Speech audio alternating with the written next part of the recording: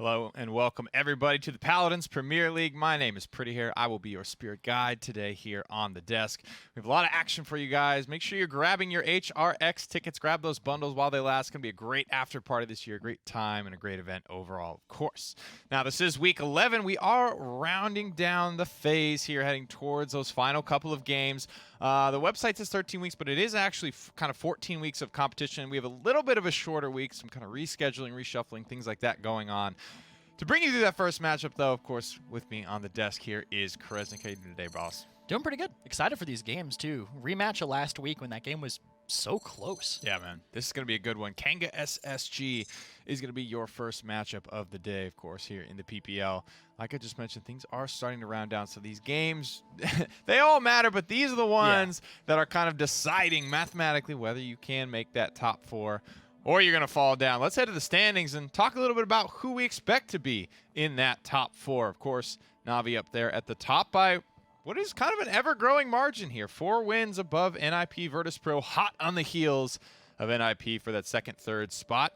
Of course, Team Envy tied up, almost dead even with Virtus.pro at 14 wins, 9 losses apiece. It's only map differential separating those two, but with a couple of weeks left and a lot of games to mention, you know, you got to keep that in mind. SSG didn't start playing until, what was that, week 4, week 5, somewhere in there? Yeah, I think later than that, actually. They have a ton of games left. So the fact that they're still in 5th position means that there could be a chance that they do crack that top 4, but it would require, I think, a slip up from either Team Envy or from VP, which hasn't looked likely as of late. Of course, Kanga SSG, that's going to be our first matchup, your 7th seed versus your 5th seed. This is going to be a good one. I love Kanga, of course. I like their chances in this matchup, Kresnik, but SSG, every single week they've come back to play. It's just been a question of how much have they improved since, of course, their grand return here. Kanga, probably one of the last times we will see this squad before HRX. They've been up and down, I think, all year long, fair to say. Yeah, and last week even, I think they've had a good performance. They've kind of, I think, cemented themselves as this team that are taking everyone to the edge. It doesn't matter where you are in the place. Yeah. Whether it's, Renegades can take maps off them. They could take maps or sets off of NIP. You know, they're kind of able to run the gambit. And I think they've been figuring themselves out a little bit more in terms of their team identity as the season's gone on. Pretty much set in that bottom 4, though. I don't you know, Kanga not going to be one of those top 4 teams cracking straight into the HRX finals bracket. They will having to fight their way through the placement week, which it is a big deal, but I think there's pros and cons to it, Kresnik. I think realistically, you actually, you know, sometimes are in a better spot because of all that practice you got. That's good practice. That's good land practice leading up to the main event. But it also depends on how well the people who you're playing study you, right? Because think about all that data you're kind of throwing out into the world and seeing if your opponents can catch it. Yeah, man. Well, like we said, this is one of the last times we had a chance to sit down with Kanga. The season is wrapping up. We wanted to hear their plans going into World and what they expected. We're going to throw it over to a quick interview. The story of Kanga Esports is one of an unnamed, unknown Australian core making a splash into the larger international scene in Paladins. They came off their island once or twice a year and gave us all a great show at a mid-season LAN and at the World Championships. Given a shot at the PPL LAN League, Godfather Hayes stepped up, uprooted the team, and moved the boys to the US to give them the best possible chance of success. But with Hayes moving back to Australia to continue to grow the Kanga organization, the team's fate is in their own hands. This is the final time we will sit down with the Aussies before they take their shot at the World Championship. Adjusting to the US was pretty easy because what we do is the same thing we do at home, just play games. But eventually, after being here for so long, you kind of get homesick. So a few of us are homesick, but we get through it. I think, yeah, definitely. Having the boys in the same house and living with them, it's like living with your friends or mates. Right. And but also in saying that, it can get hard since to obviously improve, you need to grill your teammates, and that's in that aspect it's kind of hard because obviously you don't want to shit talk your friends and stuff like that. So in a sense, it's hard and easy. So yeah, it's good. I probably wouldn't say it's like home, but it's more just like work. Like, you know, you wake up, you play all day, eat, go back to bed, do the same thing. It's kind of different from home just because of like the freedom aspect, where like we have cars, like we can actually drive, can go down to the shops without it being like a 500-meter walk or something, like all enclosed kind of areas compared to here, which is like bigger and different for me personally because I didn't live in a city before here, so it's different. I think living in NA is a lot harder since all the teams over here are way more skilled than the OC. It's a lot more intense. We scrim like 4 hours a day plus, and it's a lot more serious, I feel, yeah. After moving to the US, the Kanga boys experienced lots of changes from the lives they were once used to. With their coach Hades leaving between phases, the team had to step up to fill some of the responsibilities left vacant by Hades. I think just keeping everyone under control. Like Hades used to be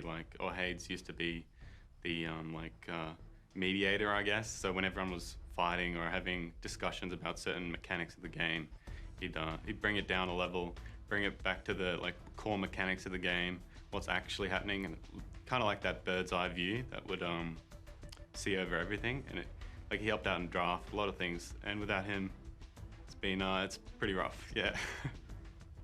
Yeah, we've been working on just finishing off sets, and I think that's what we've been focusing on, and it's definitely getting better. People just get put under stress and they just choke. Yeah, I think a bit of it comes into that mentality aspect of getting nervous or just not focusing on what the game is, and we're more taking an approach now like one game at a time, and don't think about the set or anything, just one game at a time, play through the set, work on our basics. Once we get our basics, we can start progressing, we can start looking at what they're doing. Just step-by-step analysis of how the game's going and where we can take the set with maps and compositions. And I feel like the longer the set goes, it's sort of better for us because we can actually start figuring out what to do against the other teams within the game. As pressure rises with the World Championship around the corner, Kanga can't take any set for granted with their seeding in the qualifying bracket being critical. The team feels confident in their position as one of the more unpredictable teams in the league and thinks that the meta may be in their favor. I think that if SSG are grinding super hard, they can definitely be a threat to us. There's no doubt in my mind. They're all extremely talented players and they can take games easily, and that's been shown in the previous weeks. I think going into this week, we can probably just analyze them a bit, see what they're going wrong, see what they actually know about the meta, if they have a fully understanding of it, or what things they can play and where we can abuse them, and probably take that approach to playing against them for sure. I think our team is more than willing to take chances with drafts. I think personally, you can play any champion in the game right now. It's all viable. It just depends on how you play and if you're good enough to play it. A lot of teams struggle to play the things that we do because they just can't get their heads around it yet, just because of the mechanical skill. So I think that's something that separates us a little bit from the other teams, that we're willing to take risks with drafts and games and sets, and even on match day, we might come up with something just in the moment and be like, let's do this draft, see if it works. Two key things I liked from that video was practicing finishing sets and handling their nerves, as well as taking those risks in the draft. I think that taking the risks in the draft is definitely something Kanga have been doing with this IO strategy they've cooked up kind of in the past week or two maybe. Do you expect them to kind of keep going to that, or is that too one-tricky at this point? I think it's flexible enough on the maps where you want to play it that they can keep going to it, So I would expect it to come out, but I definitely expect them to come out with some fresh stuff at least today, too. It is a fresh strategy in and of itself, and having that against SSG is a good thing. I think the more curveballs you can throw at this team, the better chances you have at beating them. I think if you get back to fundamentals and stuff they were used to in Phase 1, then you're probably just going to lose, especially Kanga in this matchup. In an even footing Phase 1 matchup, SSG, I think, are beating Kanga probably 7 or 8 times out of 10. So unless there's some type of weird stuff coming from Kanga to throw them off balance, SSG are going to, I think, be the better team overall here. But that being said, remember that SSG came into this phase extremely late, and it's all been about catching up. Remember what Rhino said. Depends how hard they've been grinding.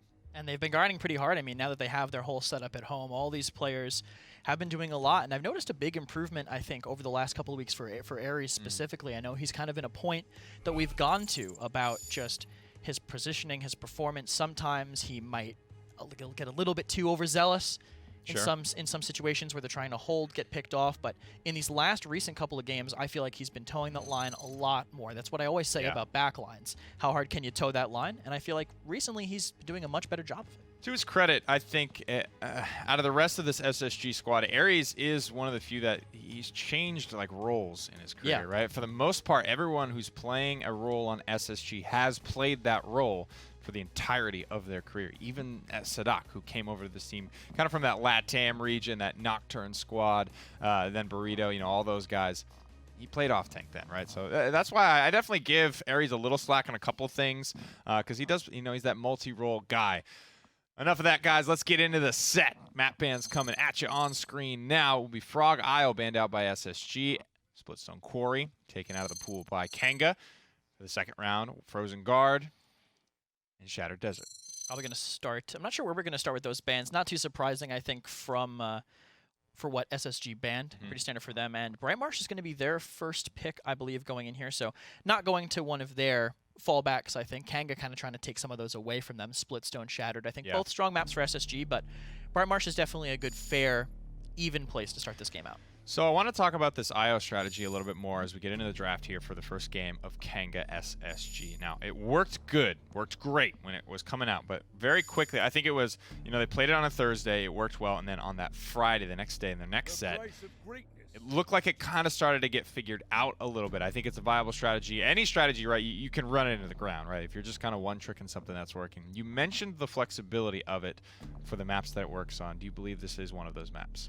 I don't think so. I think it's too easy to contest the objective. You want to play it on those maps where when your point tank goes to the point, they're just like, I got to get ready for this. Something's going to happen as soon as I touch this objective. And that's, I think, where you want to pull out IO. So maps like Fish Market that kind of have this death zone that is the point. That's where you want Luna to be going there instead. The Fish Market point, it is it's no man's land. Exactly. Think of it like a minefield from a World War II movie. You don't want to be out there alone. Those are the maps that Kanga are rocking it on. No one's playing a ton of Frog Isle right now. That might be personal bias because I straight up haven't casted a game of that in months, I feel like. But that might be one of the maps. Fish Market is definitely... I didn't mind it on Serpent Beach either. You know, anytime there's room to get aggressive. Even Stone Keep, we kind of saw it work a little bit on as well. Warder's Gate too. Yeah, you know, it's kind of opening up and changing my view on a couple of these maps, but we don't think it's going to be prescribed here. Kanga's still pretty flexible in the draft, I feel, with Genos open. They have Barrack, they have Eevee. Of the wild. Frankly, a decent off-tank still available. They could go for the Ashe. SSG, hit up that Con first, grab a Cassie, and a Dinar.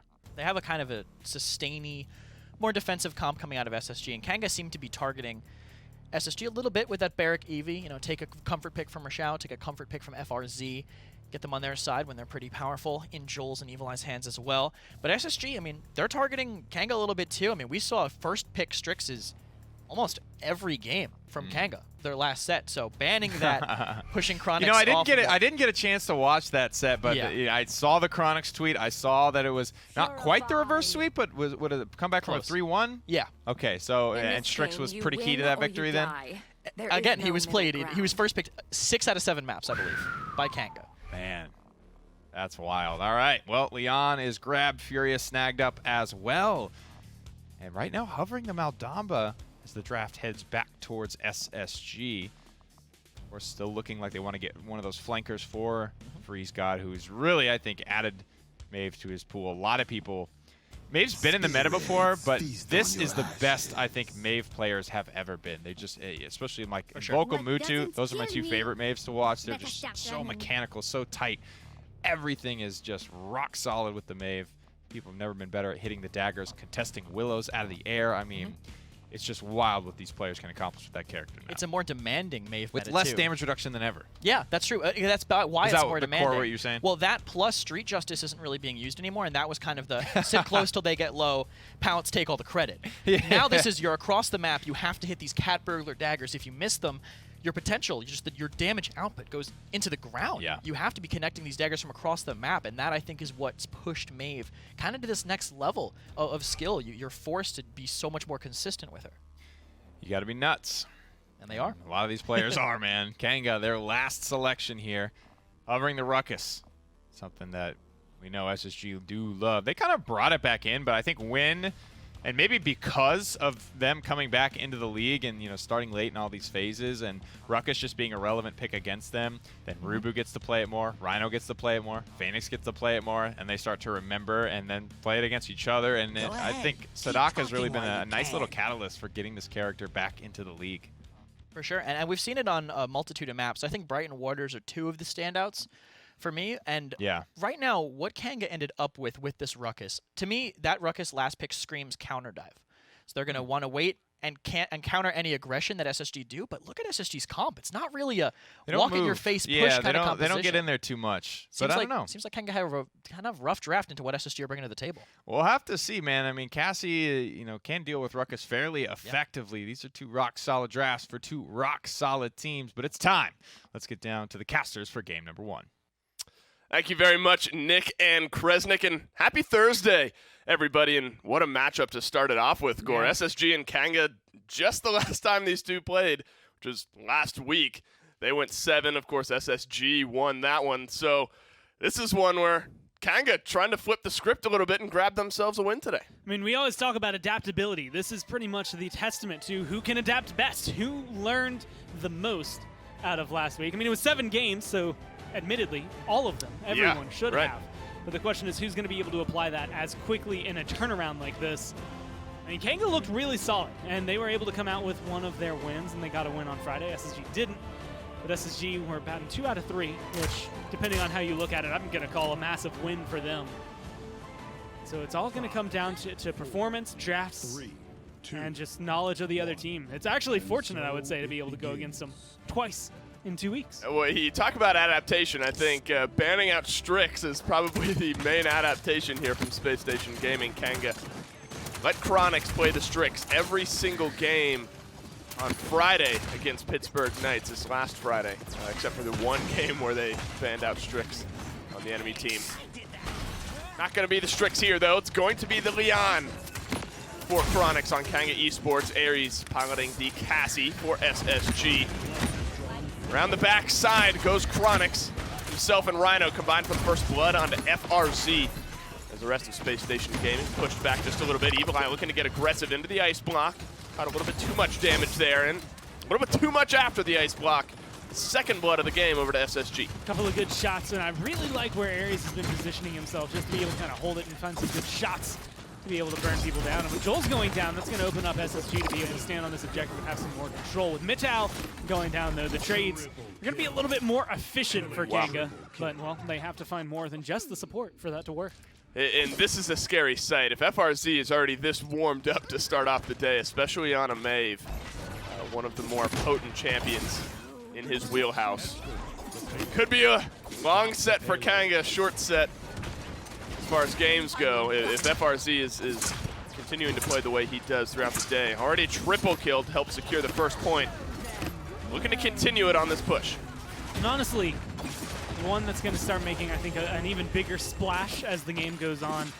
Slowly but surely going to be Aries. I imagine we will see Freeze God kind of pick up, but as they gather up their own little bits of Wrecker, they are going to be able to burn through Ruckus a lot more efficiently, and they're going to burn down Barricade a lot more efficiently. And both of those champions will then become a little less safe in a lot of these engagements. And already, I think you've seen them kind of wait. Once Evil Eye's in that ice block, it might as well be a death sentence with how many crosshairs get trained on it. And it's an interesting pick always, Ruckus into the Cassie. Good prediction there from FRZ. The blink back from Evil Eye. Some daggers awaiting on the other end. Ice Storm and Midnight both used here to engage on the fight. Chronix gets a stall out kill onto Aries. SSG not making too much headway. If they're able to kill off Rhino here, and he is very low, behind the barrack shield he goes. Things start to slow down, so they spend the Midnight, spend the Dread Serpent, don't get too much out of it. They're getting pushed back. I think that's the biggest thing. Unfortunately, Sadak does miss an overpower Luckily for him, 30%. He should be able to charge it back up before the next round comes through, but here's going to be the seismic crash. They're going all in for this one. Ice blocked out. It's only going to stun one. No one's going to actually end up falling as a result of that one. Rhino, though, kind of in the unfortunate snare. Well, I say unfortunately, he's still able to trade out 1-for-1, but gets locked in the corner. Kanga have been holding SSG back and for a remarkable amount of time at the same line of scrimmage. Yeah, I mean, SSG have been swinging first with the ultimates and not really finding anything out of it. 30 seconds left now. SSG, yeah, I mean, they're using a lot. 29% on the seismic crash is the lowest cooldown. Kanga looking pretty good ultimate-wise if they're able to hold this with 25 seconds left. But the damage combination from Chronix just kind of absorbing all of that pressure, and same with Joel's on the front line doing some good damage as well. And that just shows you how potent Barrick is, I think, Or. I mean, he's doing a lot of damage even without a Genos on his team. A couple more shots, a couple more seconds here for SSG to be able to get through. That's going to be 2 clean kills, though, so they should be able to take control of this. It depends on the kills from Rhino. Trades out at least 1 with the help of Evil Eye, but gets burned down. This would be the longest Bright Marsh push I think I've ever seen if they're able to successfully see it into the Kanga Esports base. So it is moving forward. Respawns will be out. Honestly, maybe it just kind of depends where Kanga draw that line in the sand. If they let them all the way into their base, this becomes kind of a 50-50 shot. And honestly, it also becomes a question and a testament how much SSG are willing to try and commit. Overtime, at this point in the push, if you leave this objective for a second, it's done. You do not have too much to really worry about. And the longer it goes, the harder it's going to be to maintain that. And so Rachao, Sadak, if they go down, it might as well end with it. There's going to be a Dread Serpent to kind of find a shot, and it does connect on Joel's. So first kills, or at least damage-wise, looking to come up SSG, and they have pretty solid control right now. Well, the bowling ball and the failsafe kept him alive. Seismic Crash is well invested, but Chronix immediately trades out onto Freeze God. That's a good kill. And Rachao gets 1, but dies for his troubles there. Sadak and 2 others from SSG staying right there. His payload could not be any closer. Can't step off of it even for a moment. The dodge roll in from Ares just a moment too late. Wouldn't have mattered anyway. And SSG did invest a little bit, Gore, but Kanga were able to hold on. Honestly, if you get rid of Chronix from, like, you take him out of that equation, that's an SSG push. Like, Chronix is pretty much the only reason I would argue that they stay through. I think Joel staying alive a little longer helped out to stall the timer.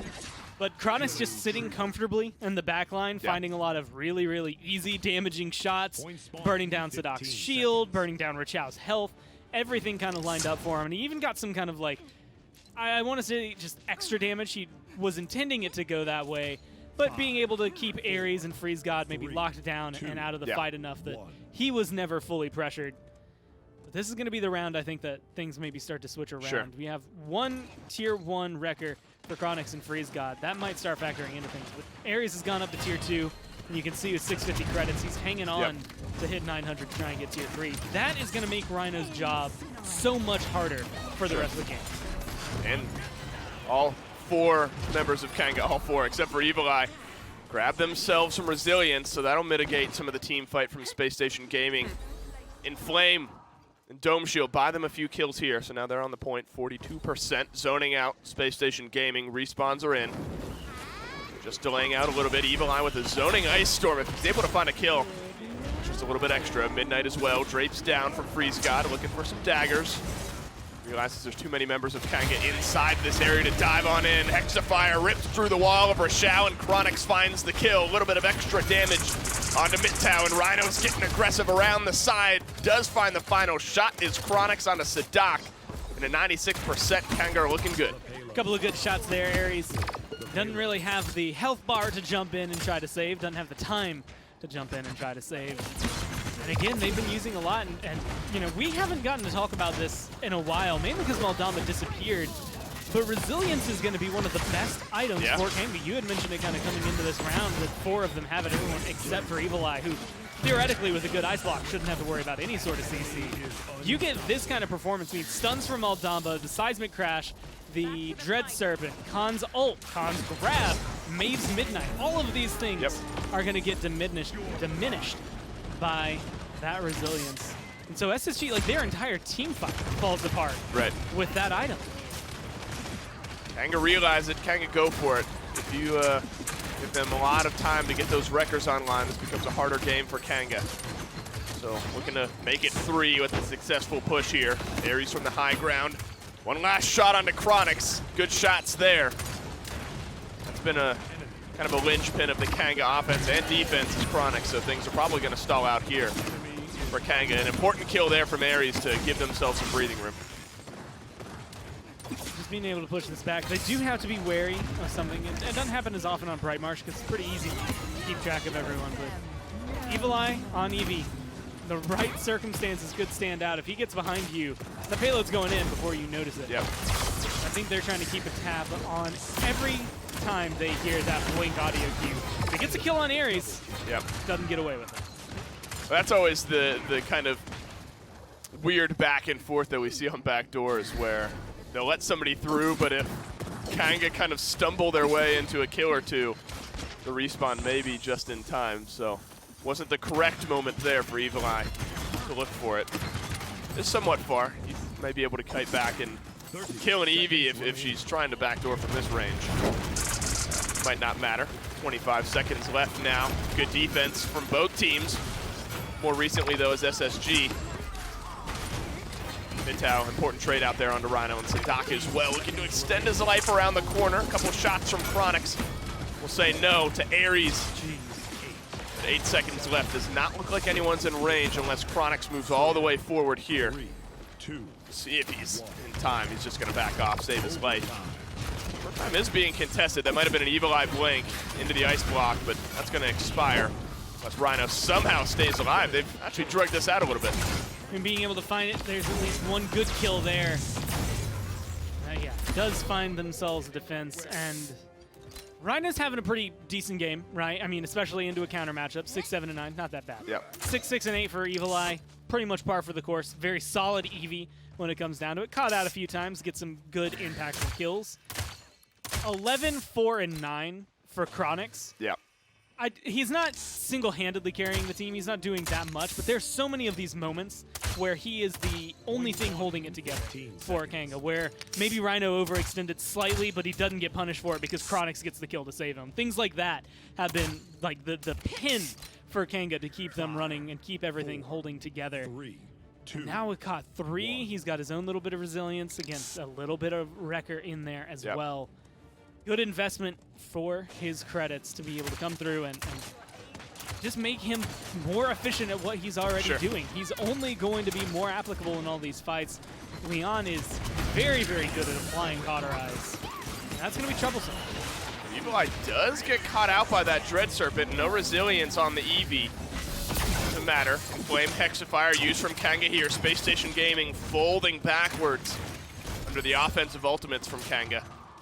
Joel's aggressive into the back line, drops the dome shield as well up onto the high ground. Rhino finds the first blood of this fight onto Rochelle, realizing there's a low health member somewhere. Sadak trying to find some damage, but this Ruckus up in the front line with Joel's kind of playing around the backside of Space Station Gaming has zoned them all the way out. FreezeGod looking for some Midnight to buy some ground. Kanga Esports on the point, 75%. Space Station Gaming in for the retake. FreezeGod's going to be going around. If he can get rid of Chronix, or at this point, get rid of Gara, get rid of the Furia. That inflames at 60%.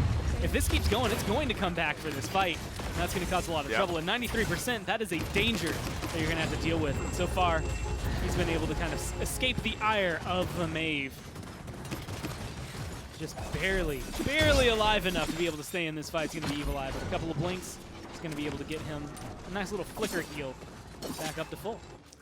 Well, the push and pull of the third mid-fight on Bright Marsh continues. Now Space Station Gaming in control. Great Ice Storm from Evil Eye. There's another Inflame for Kanga as they move on forward.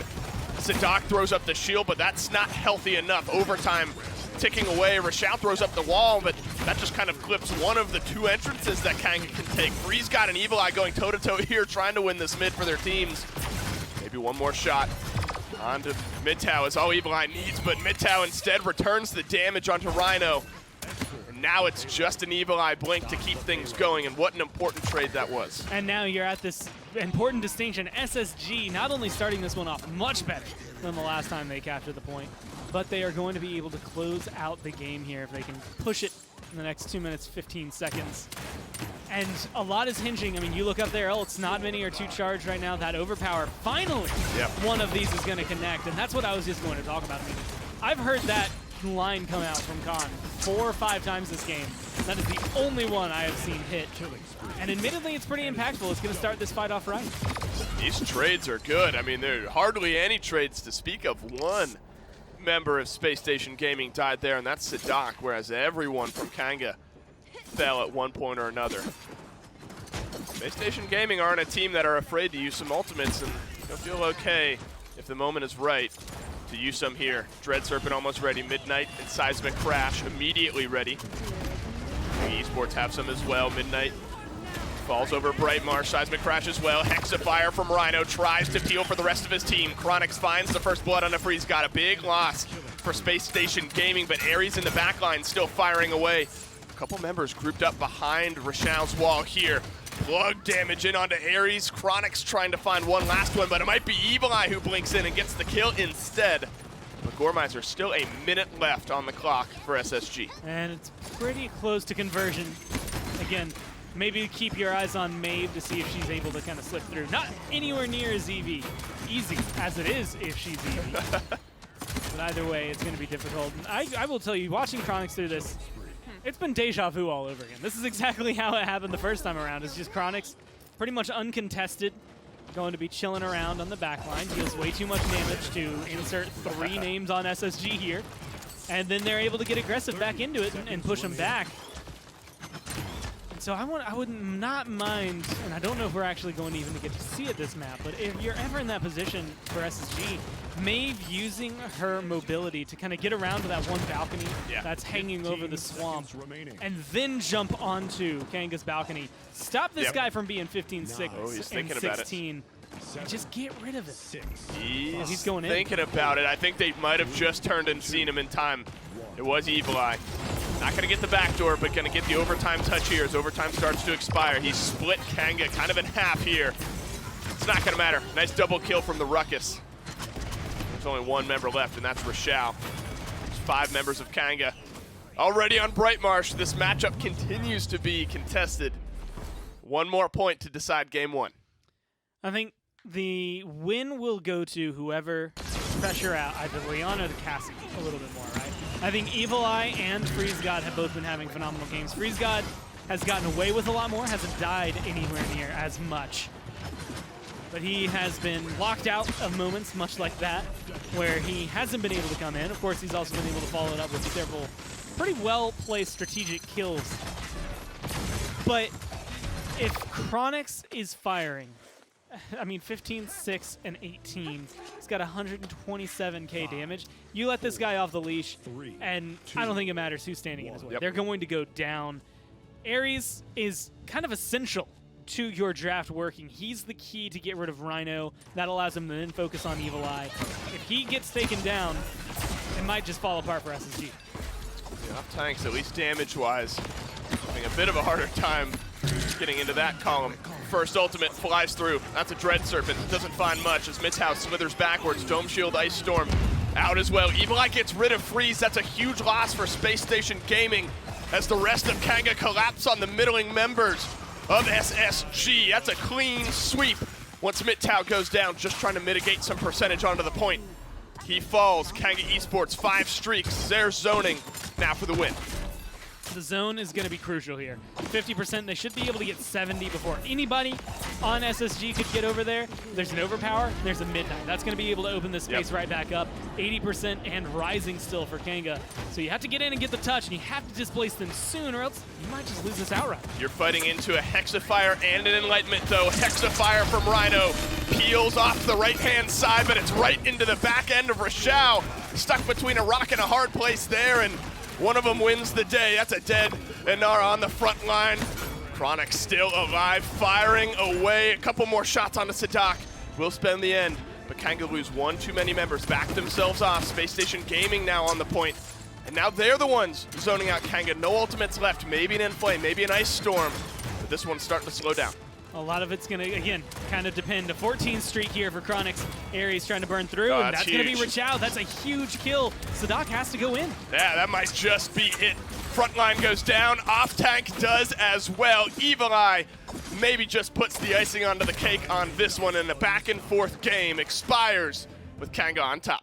Chronix, I mean, I keep saying his name, and it's for a good reason. He does so much throughout all of that. Between him and Rhino and Evil Eye, it was just the perfect kind of trifecta. Yeah. There's some counter matchups there that are heavily dependent on Aries to perform like really well, and he performed well. It's just constant harassment from an Eevee on the side. You can't only focus the ruckus that you want to, and it never opened up the door for anyone to get to Chronix. He was just sitting back in the pocket, perfectly fine.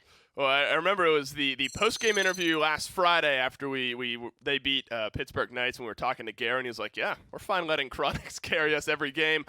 Wasn't only the Chronix show here, but he certainly had his hand in the recipe for Kanga finding their first win on Brightmarsh. Spacestation Gaming looking to bounce back in just a minute.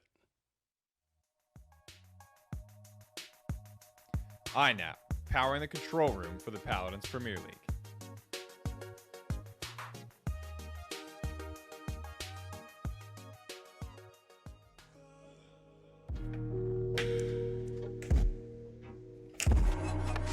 Was never gone so fast.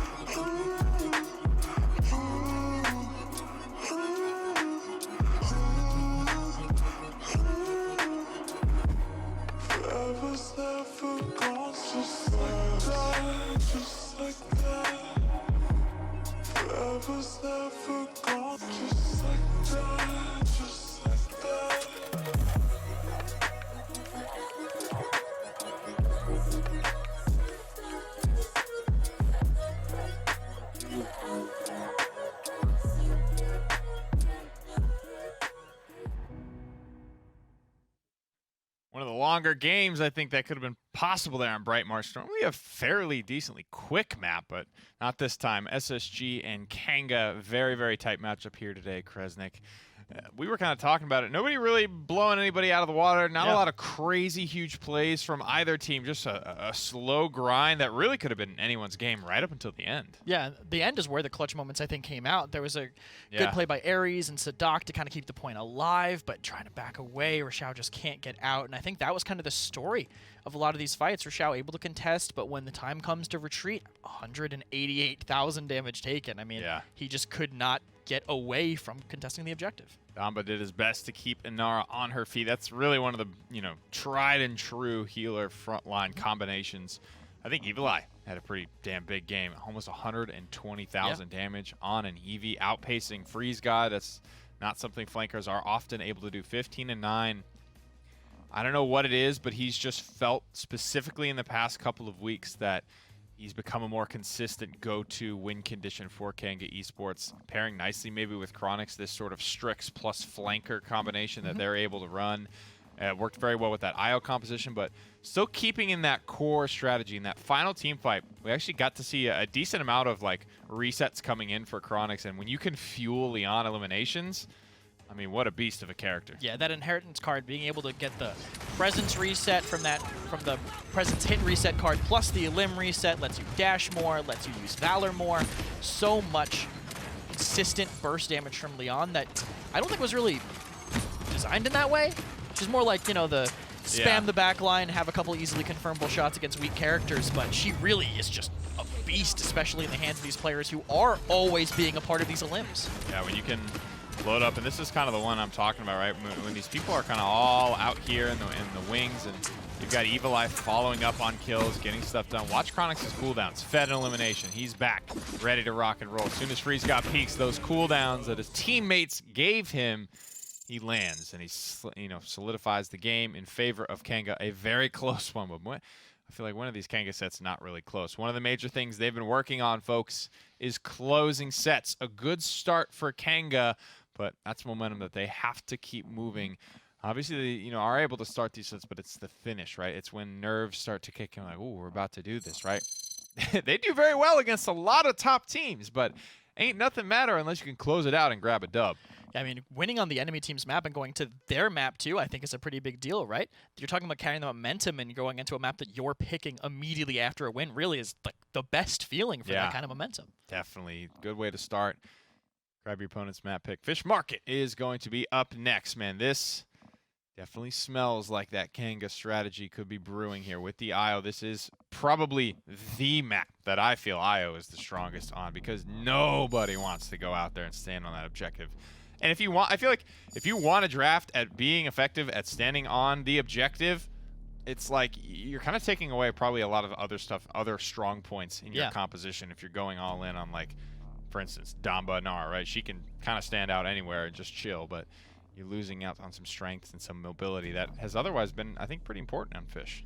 Yeah, being able to be mobile, cross those gaps on the side is really key. Any ultimate that I think is global is very impactful because the map is so wide that if you bring out these midnights, these scouts, able to just have an effectiveness without having to peek and put yourself at risk against these crazy strong backlines character are always going to be powerful. And the way Kanga banned this, I think they might end up with the best off tank on this map, but that's right. Almost forgot. Strix is open, so of course they're going to first pick it. What was I thinking? There it is. Strix, like Maeve, I think has been in the meta before, but this is the best Strix players have ever been. And really, fundamentally, not a lot has changed. He got that Roost. He had Roost for a while, and then people started to notice it. It got nerfed, changed. People started to play that flash out card on the PTS. I don't even think that survived PTS. I think it was nerfed into live. But I think changes like that put so many more hands on Strix and eyes on the character that people just get better, casual and competitive alike. Welcome to the and I was talking to some of the players yesterday about what caused this. I mean, I said Strix kind of came. Everyone knew Strix was good, but he kind of just came back out of nowhere. So I talked to them, and they said, well, people saw that Roost was getting nerfed, so people were like, oh, maybe Strix is just like really good. And people started playing him everywhere because Roost was going away without Roost, and they said, oh, man, he's just kind of possibly the best backliner in the game. I mean, people are putting him on the level of Willow now in terms of game influence. It's kind of like Maeve, right? I mean, losing that damage reduction, and he's better than ever.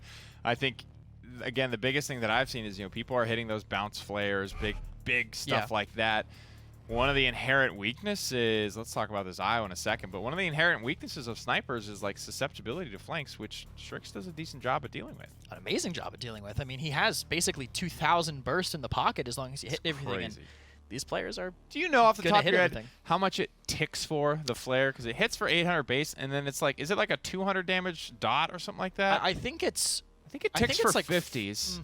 I think it ticks for 40, and I think it ticks Take our life. 6 or 7 times. You almost have to like play the sound in your head and like count the ticks.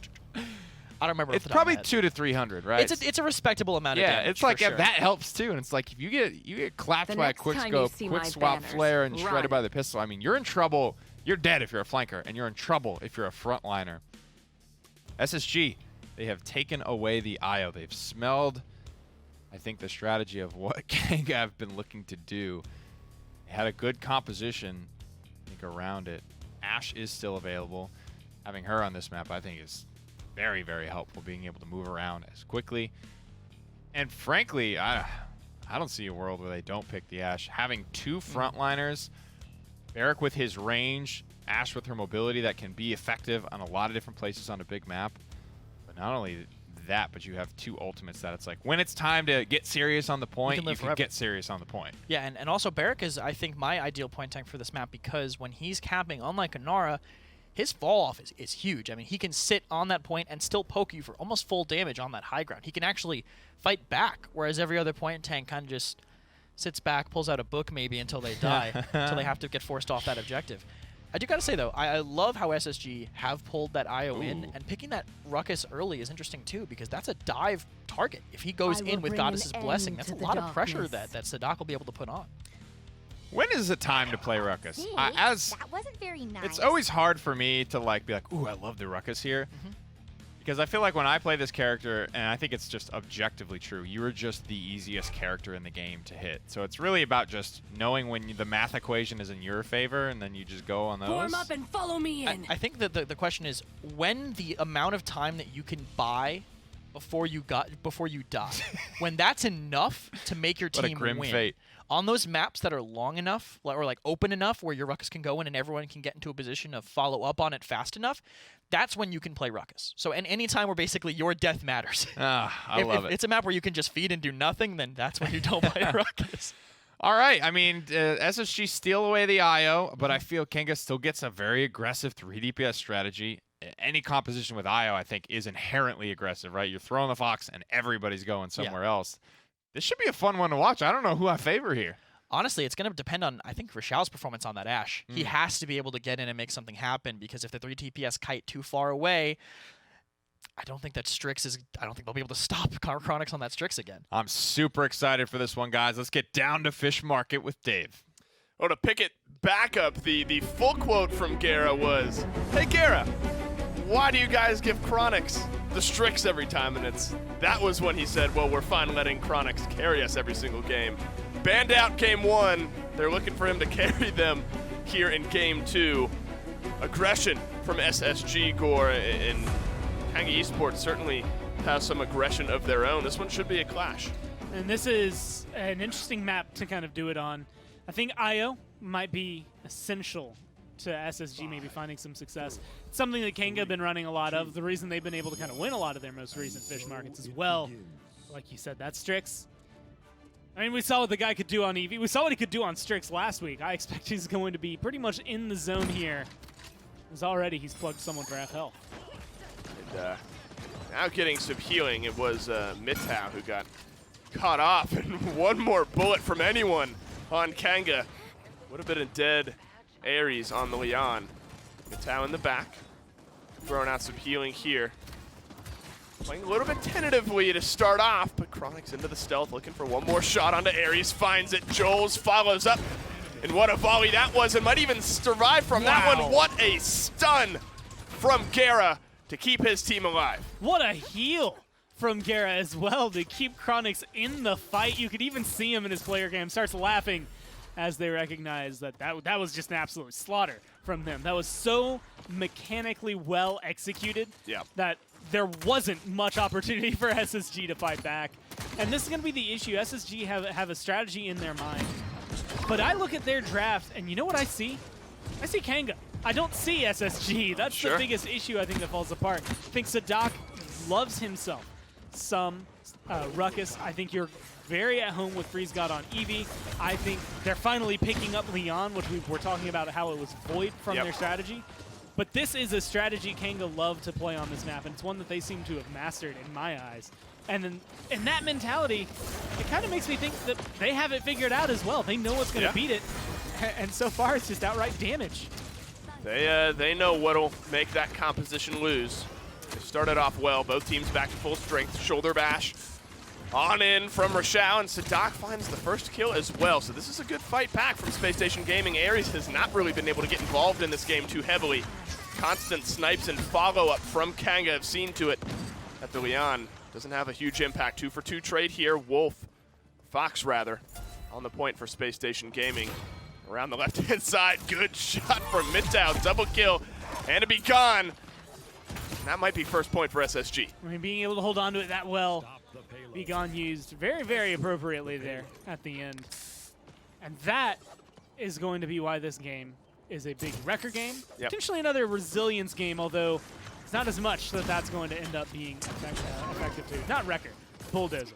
That is the item I meant to say as well. Just because Mitau, 2-0-2, you throw out Luna, it's essentially 20 seconds cooldown that you're going to have to deal with if it is destroyed. Otherwise, you don't have to worry about the pressure on the map. And so I wouldn't be surprised. Yeah, Gara already kind of going into that. A lot of red items here for Kanga, and I am not going to be surprised if everyone gets a minimum of 2 as they kind of stack up either wreckers or bulldozers to help them out. But right now, they got to figure out this defense. They need to figure it out soon. One more shot, Sadak. To the emitter shield, that's not enough. Double kill from Chronix. Leaning on him heavily on this defensive side. Ares, one more shot, one more kill for Chronix on the Strix. And Luna gets the payload actually pretty close here before anyone's in range to contest. Minute and a half left. Spacestation Gaming now looking to retake. But some good shots there from Chronix. He was 2-2-4 up to that point. Yeah. Now he bumps his way up to 5-2-4. The biggest thing for me is how misleading Luna can be.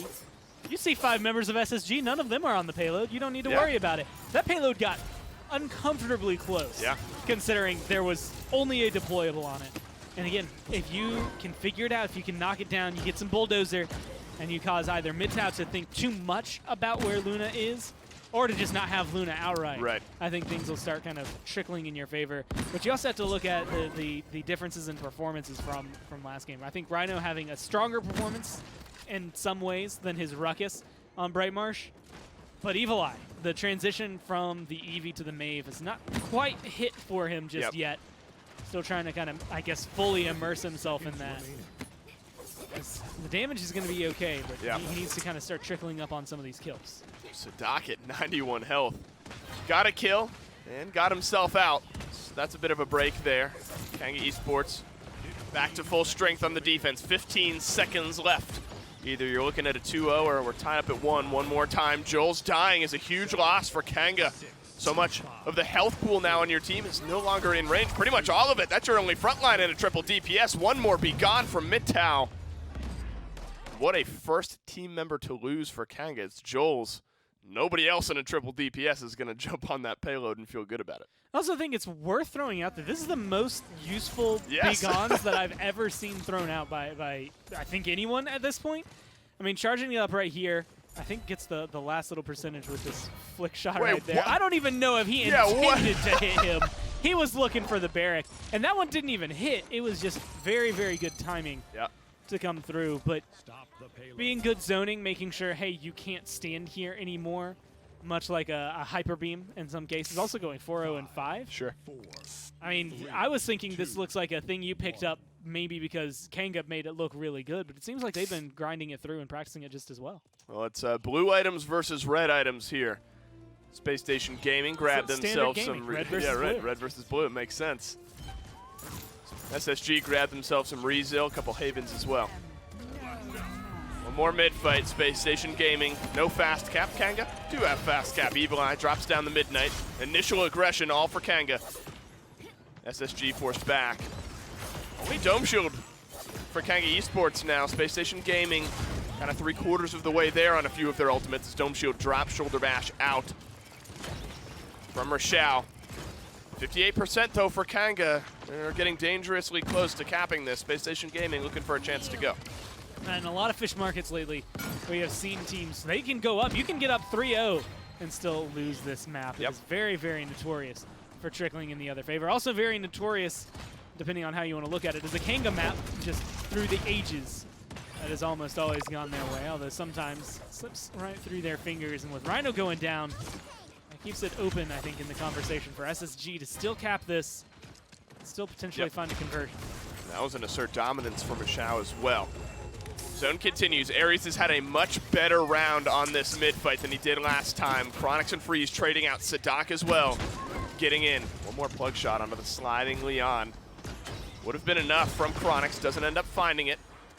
No one on the point just yet as Rochelle backs up. Gets right back there for Spacestation Gaming. Looking for a shot through the barrels. Cheeky from Chronix.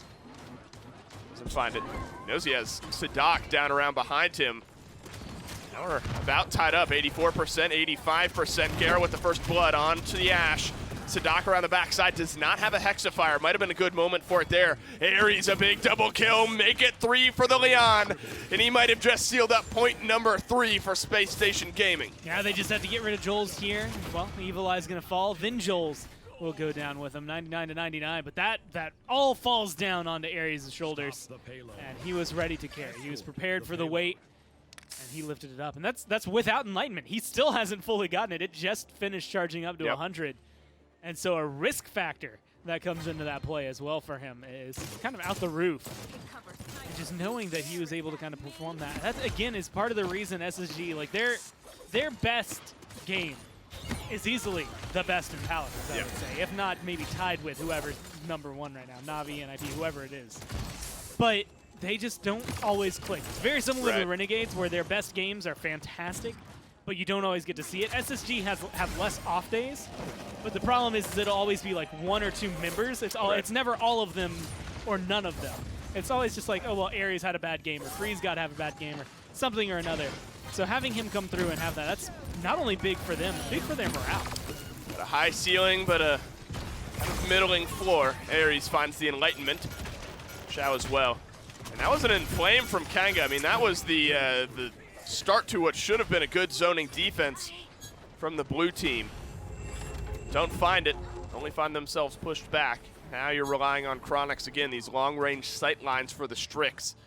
Should find you some value here, but if Joel's goes down first again, there's only so much triple DPS can do. And you're in probably the best position. You have a Hexafire, that's a good zone clear. You have an Ice Storm, which is a good kind of lockdown for someone like Joel to ensure a kill.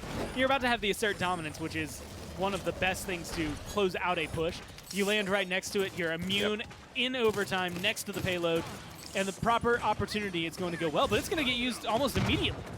Yeah, and Rochelle, backline, Assert Dominance, gets a kill here. Chronix forced back, shoulder bash on through. He's staying aggressive. Dome Shield used from Joel's just to try to stall this one out. Good shot from Aries. Gets the Strix into the backline. Hexafire flying on through from Sadak. Joel's is still alive, though, one of the most important members of Kanga in order to contest. Evil Eye finally getting his name back into that kill column. 20 seconds left, nobody on the payload just yet. Scout used as well, and Evil Eye finds himself a double. And this is probably the most unfortunate scenario for SSG. They lost Mitchell early on. They're going to be able to get a lot of distance on this, but they still get rid of Richao. But it wasn't that. It was when the Hexafire and where the Hexafire came out. It was, in my eyes, way too early, way too passively hit. It comes through, not a lot of damage, technically some zone, but no one's on the payload to push it forward while it's going out. Like, there's a lot of free real estate that they just did not get while moving that forward. And I think it's those kinds of unfortunate scenarios, decisions, communication, whatever it is that falls apart, where SSG could watch this slip through their fingers. And honestly, if the rest of this goes Kanga's way, that's the moment it turns around. It's a big moment. Big shift in this game. Now you look at the ultimate economy. I mean, that Hexafire, Ice Storm as well, Enlightenment, all of it in the low double digits. Whereas Kanga, you know, Scout, yeah, it's down to 17%, but the rest of them are a little bit closer to being up. They're going to be able to swing first in this mid, and Flame is going to be up very quickly. Only morale boost in the game for Gera, as Aries moves around the left. Evil Eye sensing maybe some oncoming pressure, drops down the Midnight. This is a big flank from Aries, still mounted up, knows that there are a couple of members of Kanga Esports high above. They're also rotating around, a 1-for-1 trade. Teams kind of swap sides here. Midnight first used, and Flame at 78%. That could be the big one to look out for. Aries did a full circle while mounted on this map. Not uncommon for Fish Market, but it is something that's kind of a rarity to see, though. As SSG, with that last kill, they kind of take control. That's going to be another clean one. Movement.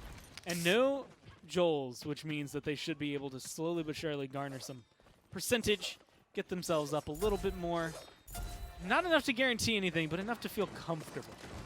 That's that movement from Aries. I mean, it's nothing flashy, no like big mobility side steps, but wraps all the way around, finds a kill on the left-hand side or some damage to help out his team, moves back through the point, gets involved one more time, and been able to keep tabs on this Leon. Ash drops down, Assert Dominance as Evil Eye grabs another kill. Freeze God blinks on through Chronic, 78, 81% and climbing for Space Station Gaming. And they have the kills on their side. They're running away with a Game 2 victory. And just using, I would argue Luna, but IO as a whole, her kit really, really well throughout all of that. Mitao was able to bring it, and Kanga get a taste of their own medicine in that case. It's not something that a lot of teams have been able to kind of pick up and work into it. Fish Market's probably the essential IO map right now, so not too surprising to see her come through, but I think to see her do that much, that successfully against a team that has been running her that way is pretty impressive. And you kind of look at the damage dealers of Kanga in this case. They run triple DPS. Chronix didn't do bad. I'm sure as we look at the post-game stats after this break that he'll be somewhere near the top. Evil Eye, a bit of a tough game, saved some defenses on the Maeve. Great look for SSG, bit of a worse look for Kanga. We're tied up at 1, tiebreaker right after this.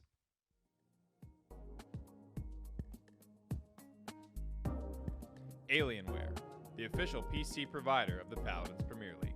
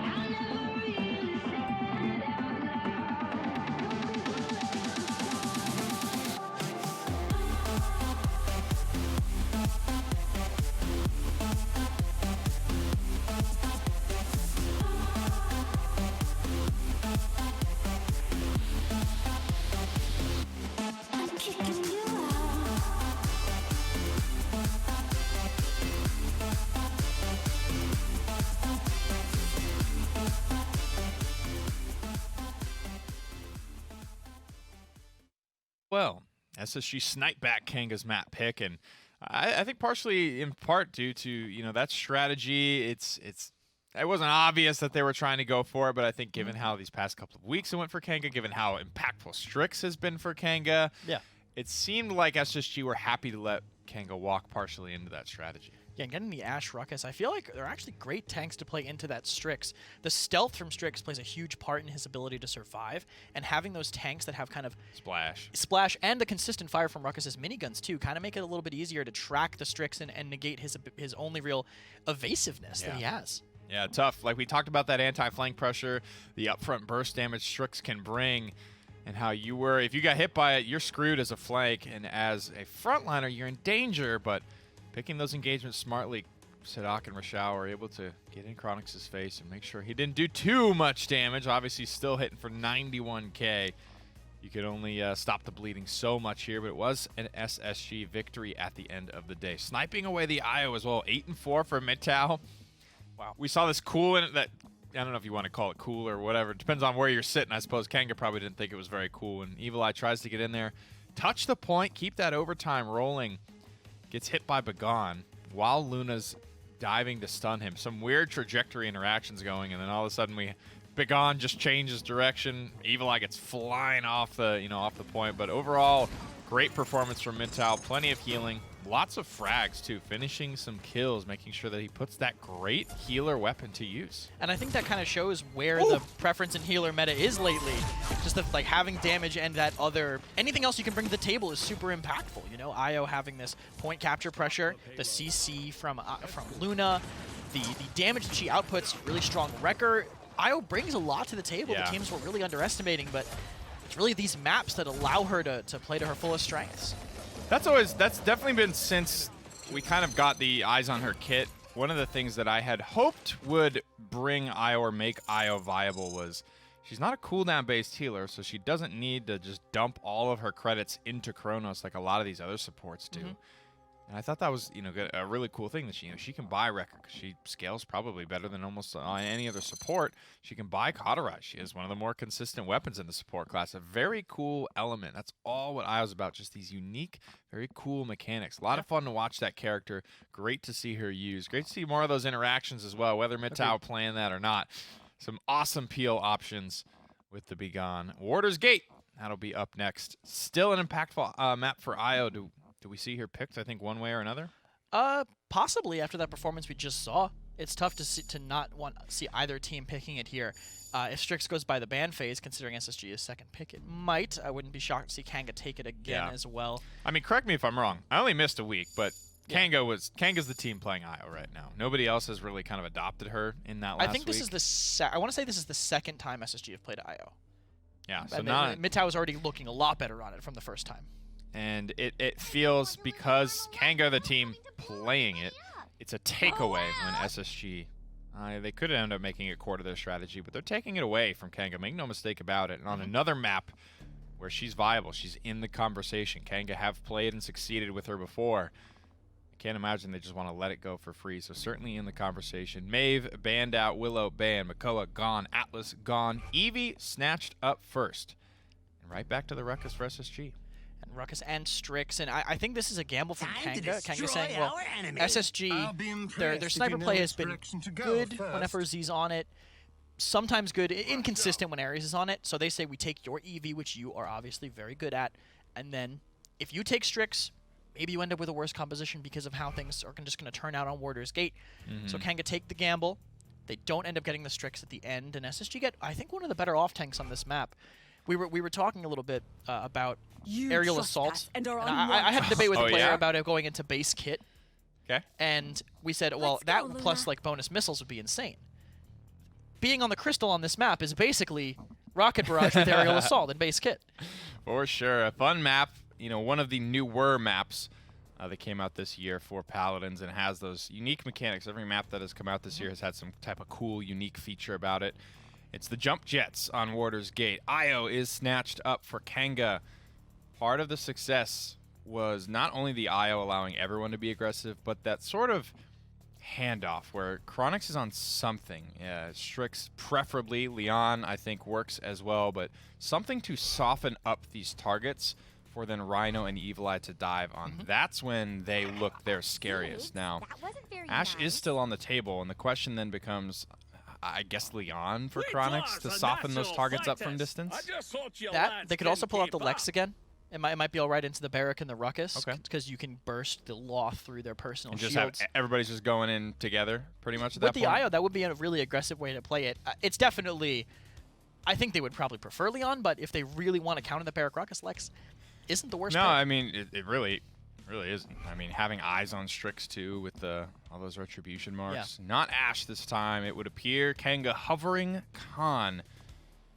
Is there when you know there's not going to be, you know, the other one, right? You have your pick of Ashe or Khan, and you know the other team already is good. They have all their frontliners. Which one do you go for?